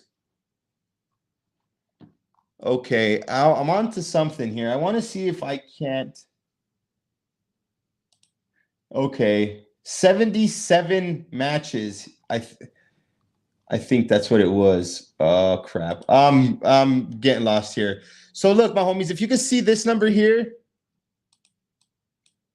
he played 77 matches. How many of those 77 he fucking started? I have no idea.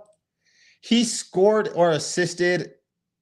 He's got eight goal contributions. 8 goal contributions, 77 games, whether that's off the bench or started. Oof. Peace out, my homie. Good riddance. Glad he's gone.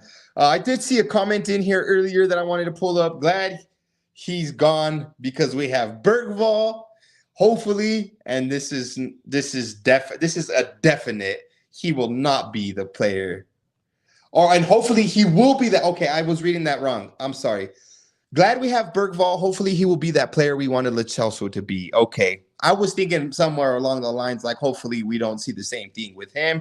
But you're saying hopefully this young lad will shine and pick up everything that Lo Celso was supposed to be. I hope so, man. I hope so. I know in one of the group chats today, the homie Nick Collison, Barry, however it is, Barry Emergo, however it is you identify him as, said, how could our midfield have gotten weaker when we got rid of players like Skip and Højbjerg and replaced them with players like Bergvall and Archie Gray? Man, good acquisition. How do you say? What's the word I'm looking for? Good piece of business, if you ask me, right? I know this is a topic of conversation throughout a lot of Spurs channels. Did we weaken or did we not? I mean, yeah, technically on numbers we did, but the strength is still there, right? Strength is still there. Quantity over quality, maybe, or quantity over quality, whichever way you want to twist that. There was another comment in here that I did want that I starred and I wanted. Oh, maybe this was it right here. This one was it right here. Cobber came in with this one earlier and said in his presser he didn't want a CB as he wants a pathway for Phillips and the young Yugoslav lad Viskovic.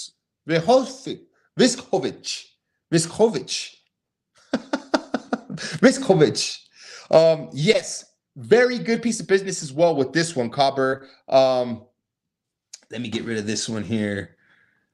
Very good piece of business there. I'm actually pretty stoked for that young kid. And this was too, right? That was awesome picking up those two. Man, I agree. Odebear as well.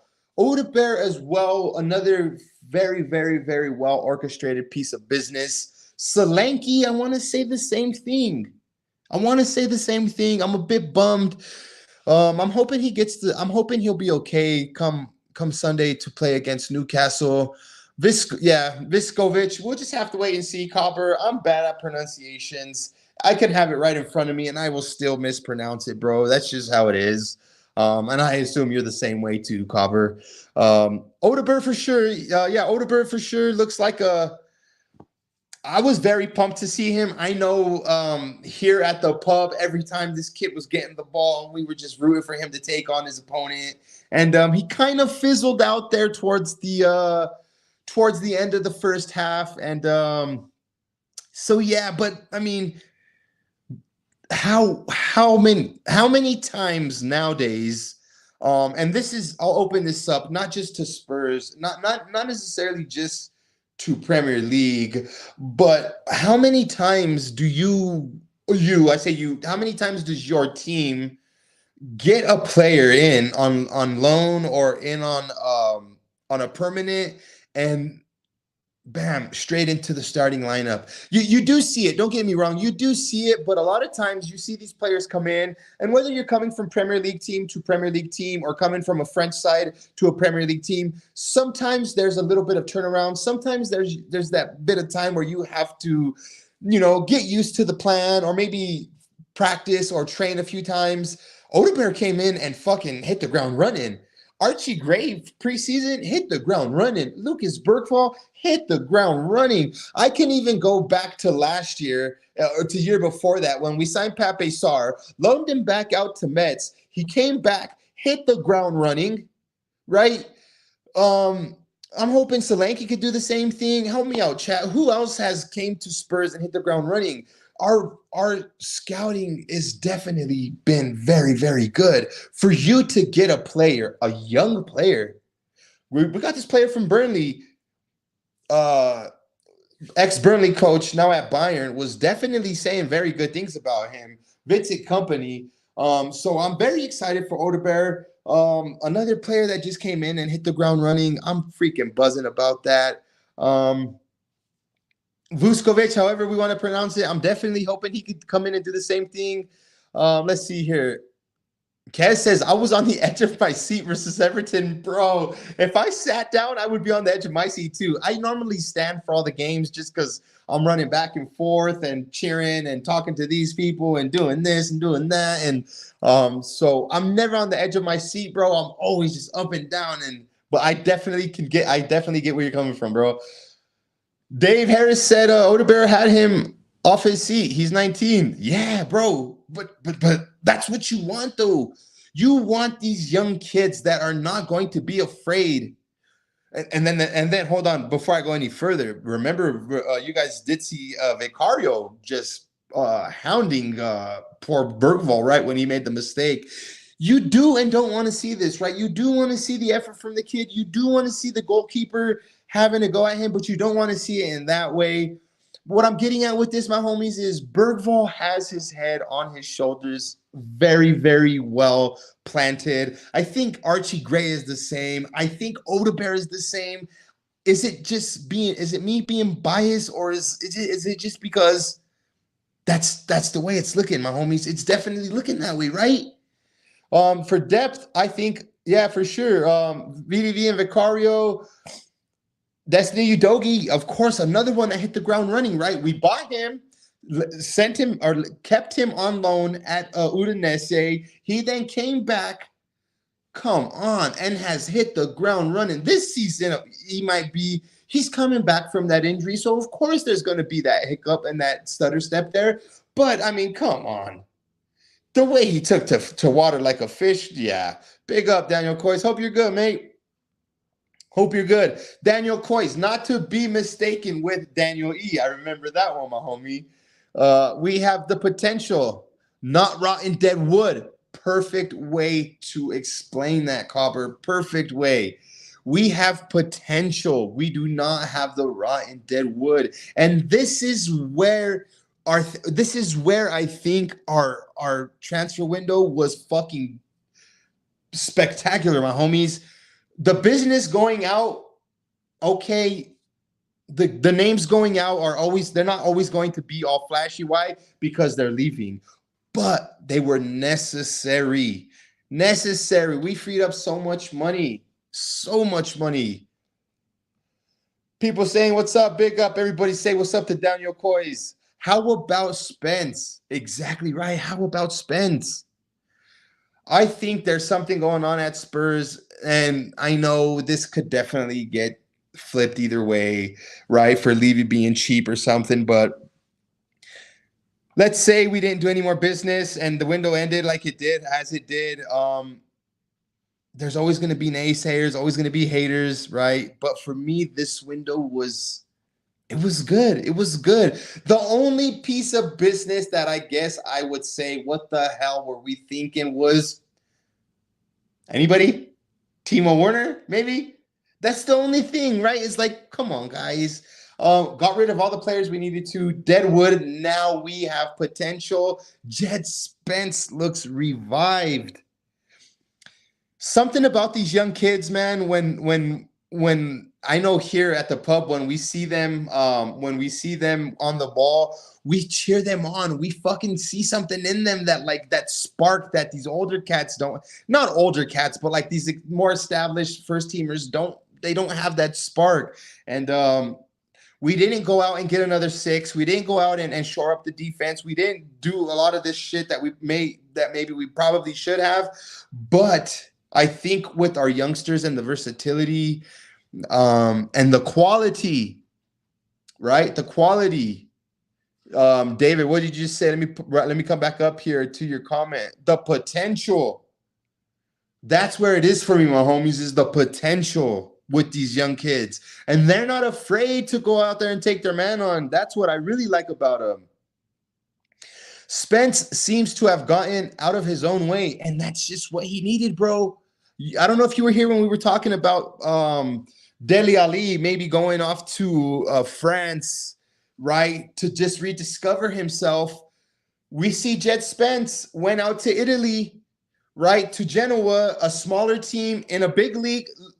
The Italian league is steps below the Premier League, but it's still referred to as one of the biggest leagues in the world. So you're going to one of these smaller teams. Genoa is a historical team in the Serie A. They're probably not your Chelseas, your Manchester Uniteds, your Liverpools of the Serie A, but they have their own history as well. They're not pushovers, right? They have been up and down, of course, but they're a professional team in Italy, right? And if you're able to go find yourself at these teams like this, do it up. And Spence was definitely on the right track. He's even said so himself. Going to Genoa was a very good fucking move for him. Was it really good, mate? Based on outgoings, I get it, but was it really good, mate? Based on outgoings, I get it, but on the incomings, it's not been that good enough. No, and I get it, bro. I totally get it. But we were not always going to sign 8 players and bring them in. So I think you kind of have to balance out the two, right? Maybe now, my homie, that we've gotten rid of all the deadwood and gotten rid of all the outgoings. Next season, there will, or not next season, come January, where there is reinforcements, there is no fucking reason why we should be hearing this. Oh, but we have to wait to move on Højbjerg in order for us to bring in a center mid. Oh, but we might need to move on Jed Spence and Emerson Royale before we could even think about getting a right back. No, my homies. This is not going to be the case come January because we got rid of this deadwood. Daniel, my homie, I'm confident that come these next transfer windows, we need to see signings, not outgoings. These outgoings were perfect for this transfer window. I totally agree. I totally agree with you right here, and I can totally see why you feel that. If this is why you feel like that, I can totally see it, right? It's yeah. I'm totally with you, my homie. The only thing I want to say is I know in order for me to experience these good incomings, I had to see the backside of most of these players leaving. So for me, that was a blessing. And we don't have Emerson Royale anymore. We don't have Jesus Christ. Do I even want to get going down this road? Emerson Royale, Lo Celso, Ndombele. I'm not even going to start. We got rid of all of these players, guys. Very good transfer window, in my opinion. But I understand, and I definitely I feel you, my homie. I love this channel, Leo, my homie. Oh, my cobber, bro. I appreciate you, man. I need to start streaming more. And I'm gonna be doing that. Yeah, it's definitely good to see you guys in here. A left back needed, and Ange would admit that. Okay, let's see. A left back needed. Right now we have Destiny Udogie. Arguably, we could probably throw Ben Davies in there. I mean, he would be thrown in there. Not the best option, of course. I hope he's the last option that we have for a left back. I'm just throwing this out there. Van de Ven or Dragushin, would one of them play there, or would Van de Ven be swept out on the left? But then, do you want to leave that pace lacking in the center there of the? I don't know, man. I think you're right. I think we do need a left back. He's admitted it. All right, so there you go. Well, yeah, this was a okay. Okay, so let me backtrack. Let me backtrack for Daniel Coys. Let me backtrack for Nick here. Let me backtrack for the Cobber. Because this comment here actually is what I should be saying. It was a satisfying window.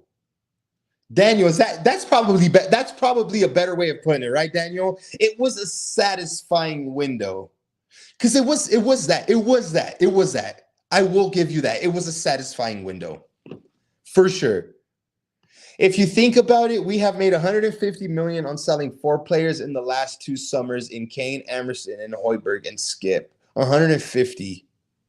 Yeah, mate, but if you think about it, we just fucking went and turned around and spent 120 million on Richarlison and Solanke in that same amount of time. So we did make some good money. You're right. We did make some good money. Have we been spending it that well? So that's where I could probably see why you question the transfer window then, right? Yeah, man.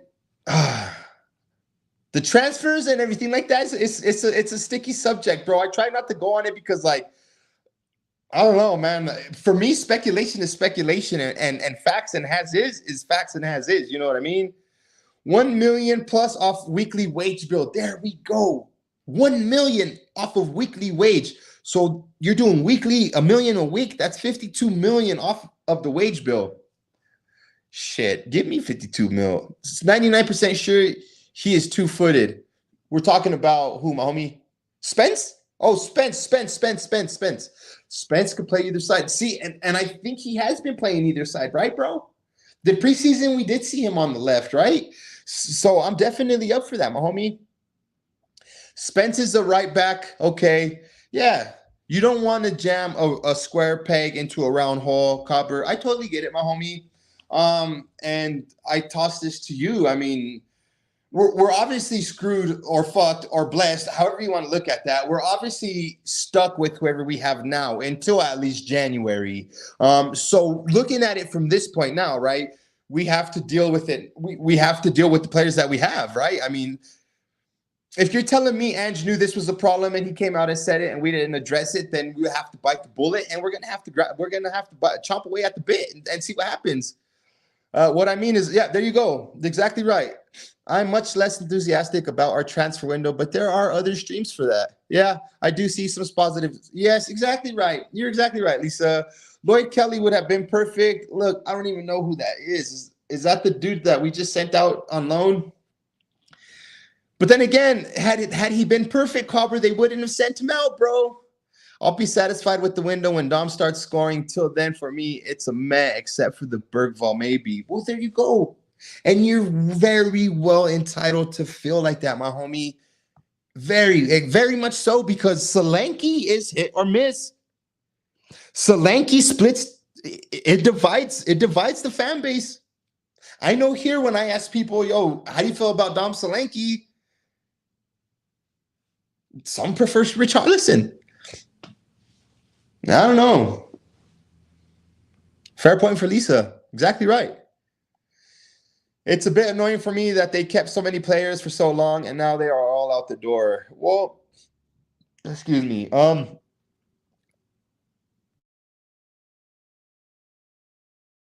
Yeah, sorry about that. You know, we just dropped the ball on a lot of contracts. I kind of want to go back and think about it and think that, like, Ericsson had a lot to do with, not Ericsson. I'm not singling out Ericsson. I'm just saying Ericsson was kind of like the pioneer of starting that whole fucking fuck you movement to Daniel Levy with the players, right? Like, just saying, for like, it's either going to happen my way or my way, right? And it's going to happen my way. And that's kind of how it happened. So when Ericsson first kind of went on that mutiny type deal, then you see Danny Rose, Kyle Walker was about to do that, and then we got rid of him. yeah, so I mean, we kind of got dealt a shitty hand, and now that we kind of broke even, it seems some people are happy and some are not. Me, I gave you guys the predictions for the match. If you guys want my honest opinion on the transfer window, now that it's closed, I will say, you know what? It could have been better. It could have been worse. It is what it is. We move on, and I'm gonna back the 11 that start on Sunday. Dortmund wanted Gray. I didn't know that. Kelly was, yeah, so Kelly was from Bournemouth, right? Did we buy him or did he go somewhere else? Who's the young cat that we just loaned out? Wasn't that Kelly? I don't know. Solanke seems like he's what Ange wanted. Good at pressing, exactly right. Played similarly for Bournemouth's system last year. Prem proven, exactly right. I love this part of that comment. Prem proven. Odegaard is young, pressing, good dribbler. Prem proven as well. So Kez dropping some fucking bombs on us with that one. The thing that worries me, and says earlier in the press, we need to think for long term, but in football management, you never know. Eek, exactly. I might not be here in 1 year, 2 years. Time he contradicted. Yeah. So let me backtrack. The thing that worries me, and says earlier in the press, is we need to think for long term, but in football management, you never know. I might not be here in so this is Ange saying that in here 1 year, 2 year. He contradicted himself. Yeah, tomato. These press conferences, man, are just like that, right? One thing about Ange, though, he will tell you how it is, though. So I'm kind of surprised he's beating around the bush on that one. I hope Ange is here for another 3-4 more years, my homies. Will it happen? I don't know. He's definitely started something. He's got the wheels moving for sure. Yeah, I don't know, man. That's a tough one. We need at least 2 strikers for squad depth. We paid over yet. I reckon Solanke ticks a lot of boxes for us. Yeah, we did pay over for him, Cobber, but English taxes, Premier League to Premier League tax, right? I mean, we hear the same shit over and over about that. And it's probably the truth, bro. Solanke does tick a lot of these boxes. We need somebody to press. We need our pressing to start up with Solanke, and if he's going to definitely take the helm for that, Richarlison as well, you guys. Richarlison is not going. Richarlison, I know right now is injured, but don't count him out. Richarlison is not going to be okay sitting on the bench, my homies. And this is exactly what we need. I know it's not the depth that we want, but we want competition for places. Last year we had a ton more players. They were all shit, but the competition for the places was just not there. The competition was just not there. And now we have competition for the places. So Solanke might be starting if he's fit, but let me tell you something, my homies. Richarlison is not gonna let that fly. He's not just gonna say, you know what, and play second fiddle. I do not see that happening. He did not want his move away to Saudi. He does not want his move. He wants to play for Tottenham. He wants to score goals for Spurs. He wants to succeed in Lily White. He's not going to let somebody come and take his job. And this is exactly why I feel like it's only going to help us. Competition for the places throughout the board, not just at the 9. It's happening on the wings. It's happening in the midfield, and it's, I guess, the only spot where it's not happening at is center back, left back, and goalkeeper, right? Vicario's always going to have that spot. We just talked about it earlier. Udogi's a shoe-in. Van de Ven and Kuti, they're always going to get that spot if they're healthy. And on the right side, if Pedro Porro's healthy, he's going to be on the right side. So the competition that we need, honestly, is in the midfield. And we do need some for these guys in the back too. But in order for somebody to come in and compete with these guys for a starting spot, I mean, just look at Dragushin. He's having to really, I mean, I don't want to say this in the bad way, but he's having to hope for an opportunity, whether that be a suspension, an injury, or maybe having somebody having to be played out of position that'll then free up a spot for him. Great news that Lancashire is sticking around. You see what I'm saying? That's positive news right there. We could have easily sent him out on loan, but we sent Alejo Veliz out on loan, right? Because they probably think Lancashire's probably higher up on the pecking table. People were actually upset when Dyer left. Jesus Christ. You're looking at one homie that was not upset to see the back of him. How'd you feel about that, homie? I'm curious to know. He went to Chelsea. I think we loaned Phillips out. Oh, okay. Yeah, I know. Right, we did loan him. We bought him in from Bournemouth and then lent him out. As for Solanke v. Richie has never at any level had more than 13 goals in a season. Solanke has take that. Solanke has. Okay. So right now, my homie Nick is coming in with some heat saying, take it for what it is. Solanke has bagged more than 13 goals in the season, and Richarlison hasn't. Okay. Fair fucking point, my homie. But I will challenge you this. Solanke played for Bournemouth, who did play Bournemouth were a team that came from the championship and had been yo-yoing back and forth. So that only leads me to believe that they played a very attractive and exciting brand of football. To make it from the championship up into the Premier League, you're obviously winning the league, or you're winning the playoffs to make it in. So you're obviously in and about the good teams of the championship. So Solanke was playing for a team that probably was scoring a lot more goals. And he was probably and when he made it to the Premier League, they had a good I'm trying to make a case, so hear me out.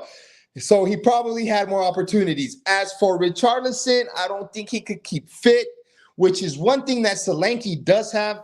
He is very, very, very what's the word I'm looking for?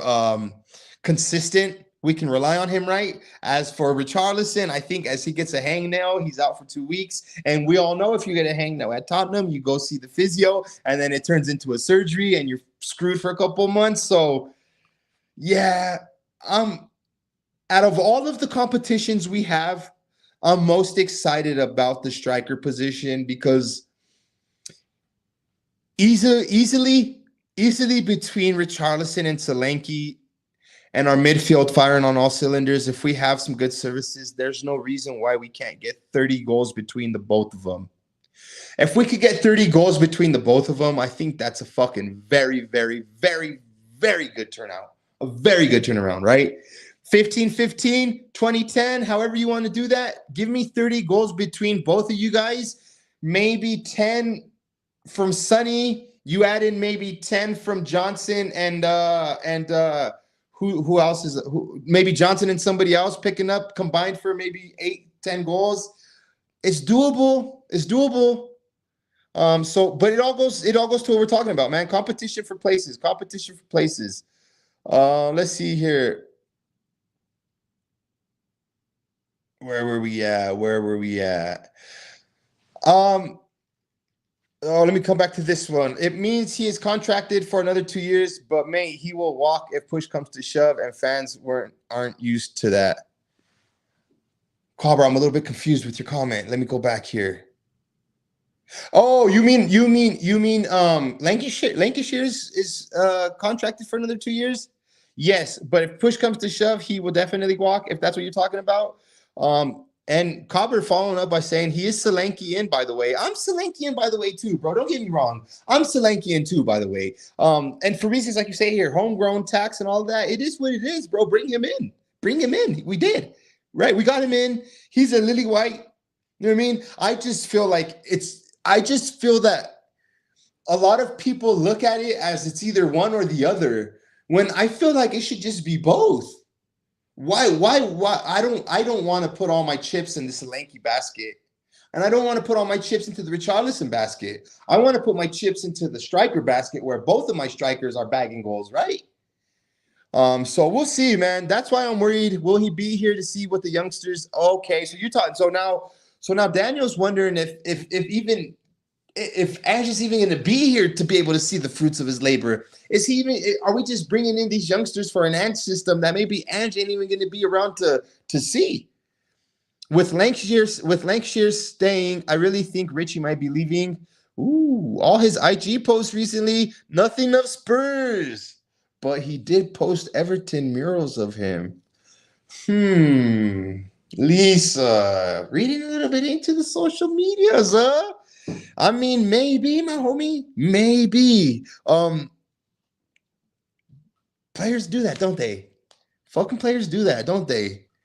Aren't they some cheeky players like that? They get it's like they go through the breakup phase and block everybody.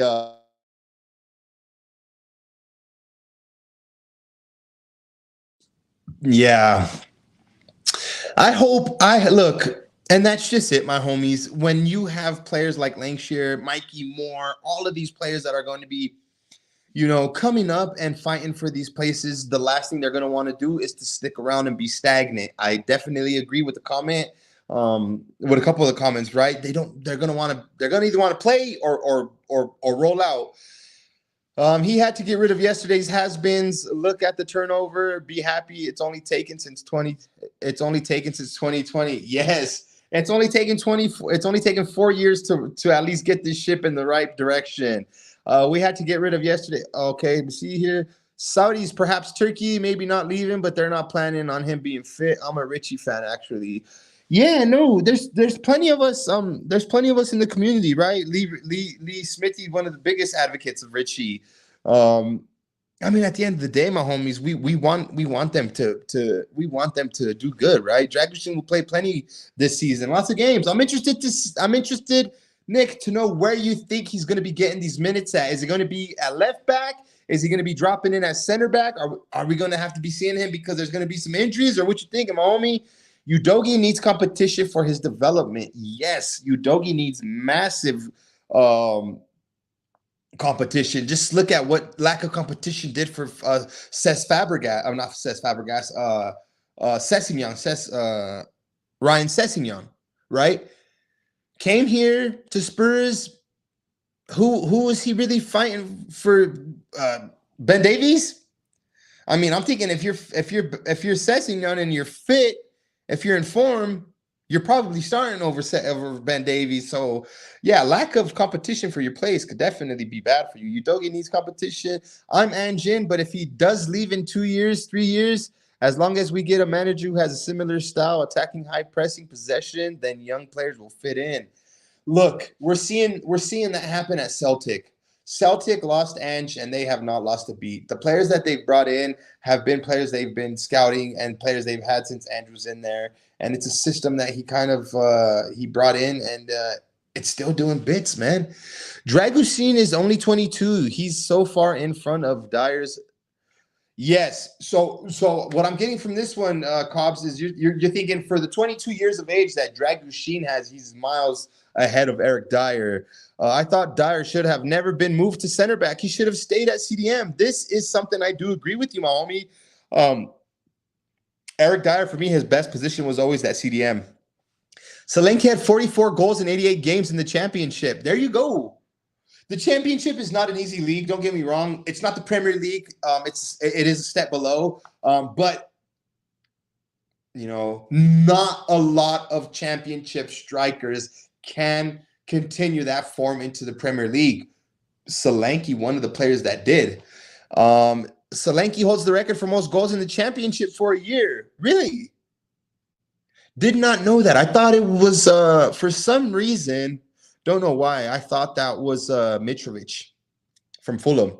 They scored a lot of goals too, which is what I'm saying. These championship side teams, when they're getting promoted to the Premier League, their players are kind of like in an outlier system because in an outlying season because they're just bagging all these goals, and then they get promoted to the Premier League, and then does that translate or do they go back down? It's a tough one. Madison 10. Cobber, is it? Do I want him there? Yeah. I mean, that's his best position. He needs to pick it up, though, bro. There's something wrong there. You wear a Spurs shirt, I'm in. Yes, exactly right. If you wear a Spurs shirt, I'm in. I'd like to see Madison reach his potential again for us. Oh my God. Yeah. This one for me, along with Basuma, are definitely like bummers. Bummers. I'm bummed out with them. Um, I'm bummed out with James Madison. I just feel like he should fucking be doing a lot better, man. Um, Richie will be gone if his injury record doesn't improve. I want him to be gone if his injury record doesn't improve, man. I think Richie. I think this is Richie's last season with us. Well, if it is, my homies, I hope we have a good one. Like let's go out with a bang. Ange is go fucking hell. Ange is going nowhere. If he doesn't succeed with Spurs, doubt he'll get a better job. Bam, mic drop. Lisa. Richie was loved at Everton. They only sold him because they had to. Fuck yeah, exactly right. They only got rid of him because they had to. They still love him, and you can tell he does them as well. We never gave him. You know what it is though? Lisa, and excellent take. What it is I think there's just a lot more negative Spurs fans than there is negative Everton fans. You know, we probably just expect more than Everton fans expect, and that's unfair to players like Richarlison. That's an unfair assessment to a player that's coming to our squad from a lower team, if I'm honest with you. Lisa, he walked away from the Aussie job after qualifying us for the World Cup. That's when he went to Japan.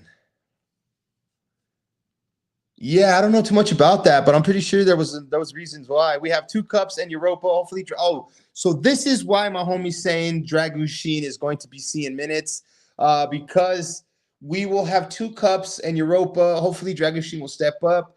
Here's how I look at it: if they are happy to be on the bench, they don't need to be at a top 6 club. They just have to work harder. Fucking A. Perfect way of putting it, my homie. Vardy and Tony did make it. Yeah, exactly right. There are players, there are these exceptions that do, but most of the time, you're talking about maybe 1-2 season wonders in the championship, and maybe a strong possible, maybe a very good season in the Premier League. But to consistently do it like a Tony and like a Vardy, you're only talking about 2 players that have done it like Tony and Vardy. You're right, Carver. You know him better than most. Seems so far he's happy. You think he'll take off? Ange will stand his ground. Good on you. Good. Thank you for that.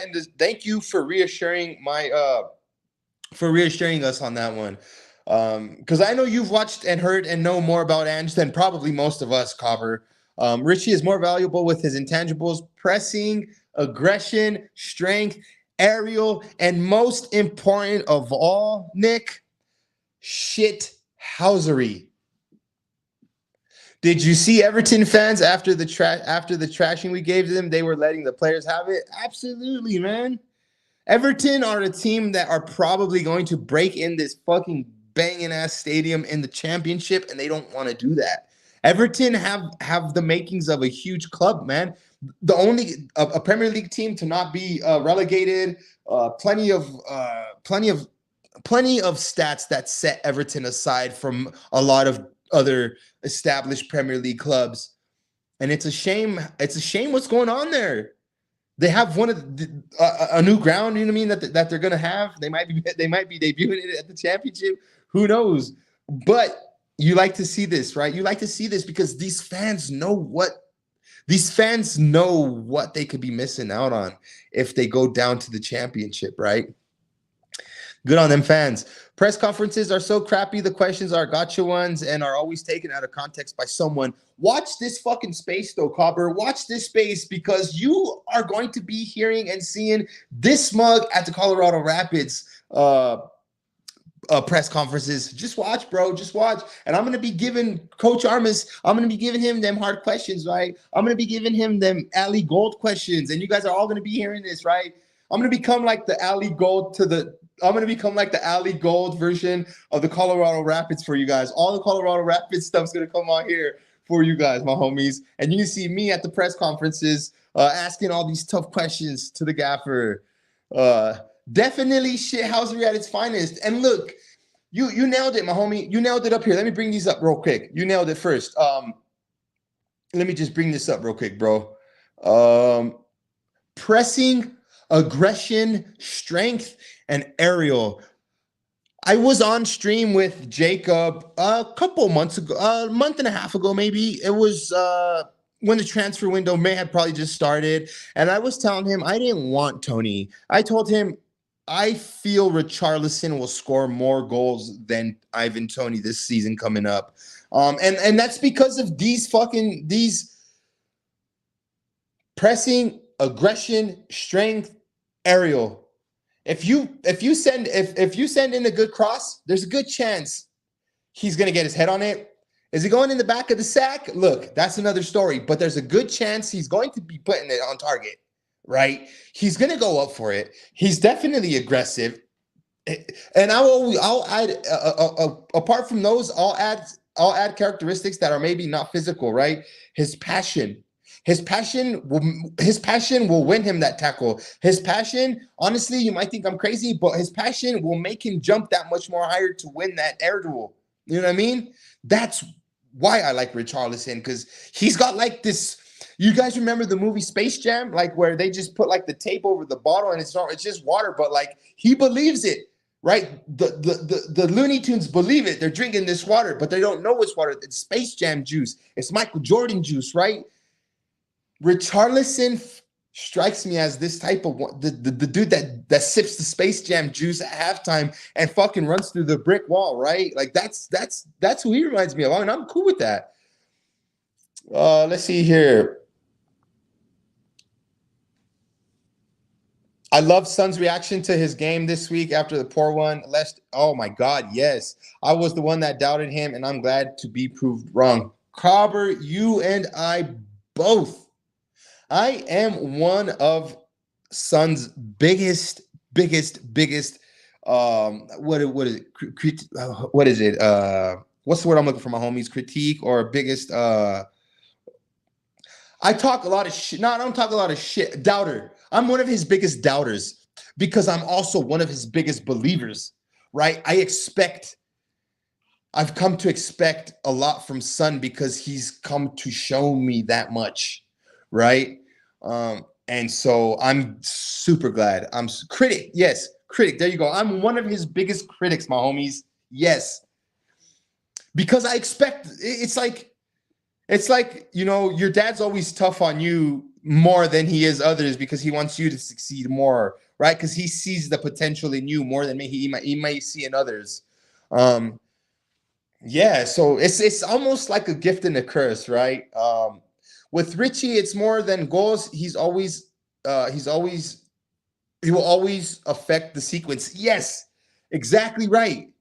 Exactly right. He might start the counterattack or he might finish the counterattack. That's what I like about it. I do not like Arteta. I do not like green eggs and ham.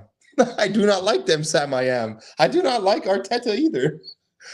Richie works. He grinds, bro. He grinds. And I love Sonny. I love Sonny too, my homies. And so look, you guys have been kicking it with the homie for over 2 hours now. If Richie is on the pitch, let's get it. I am, however, going to wrap up this stream. Honestly, I was like, I'm gonna go out and just talk maybe for like a half an hour, just do a quick prediction. It ended up being a hangout with the homies. So I appreciate you guys, everybody that was in here, everybody that's still in here. Do me a favor, if you're still here and you haven't, drop down into the comments afterwards. Leave a comment. If you're not subscribed, I'm sure you are, but if you're not, subscribe to the channel. Like it up, my homies. And you know, I'll see you filthy animals in the chat somewhere, I'm sure, right? Football tomorrow. Have fun watching the games. Yeah, and I encourage you to make a stranger smile, right? Compliment a stranger. Makes you vulnerable, but it also makes you feel good, right? Time does fly, my homie. Be safe and well, everybody. Get monetized. Look, man, we will eventually, right? We will eventually. I got bigger goals for my channel, and it's not necessarily monetization. I got bigger goals, more like opening doors are opening up for me, especially here at home with the Rapids. So one day at a time, my homies. All I want to say is up the Pids. Come on, you Spurs. We'll catch you guys on the next one, my homies. It was really fun. I enjoyed it. Have a good one.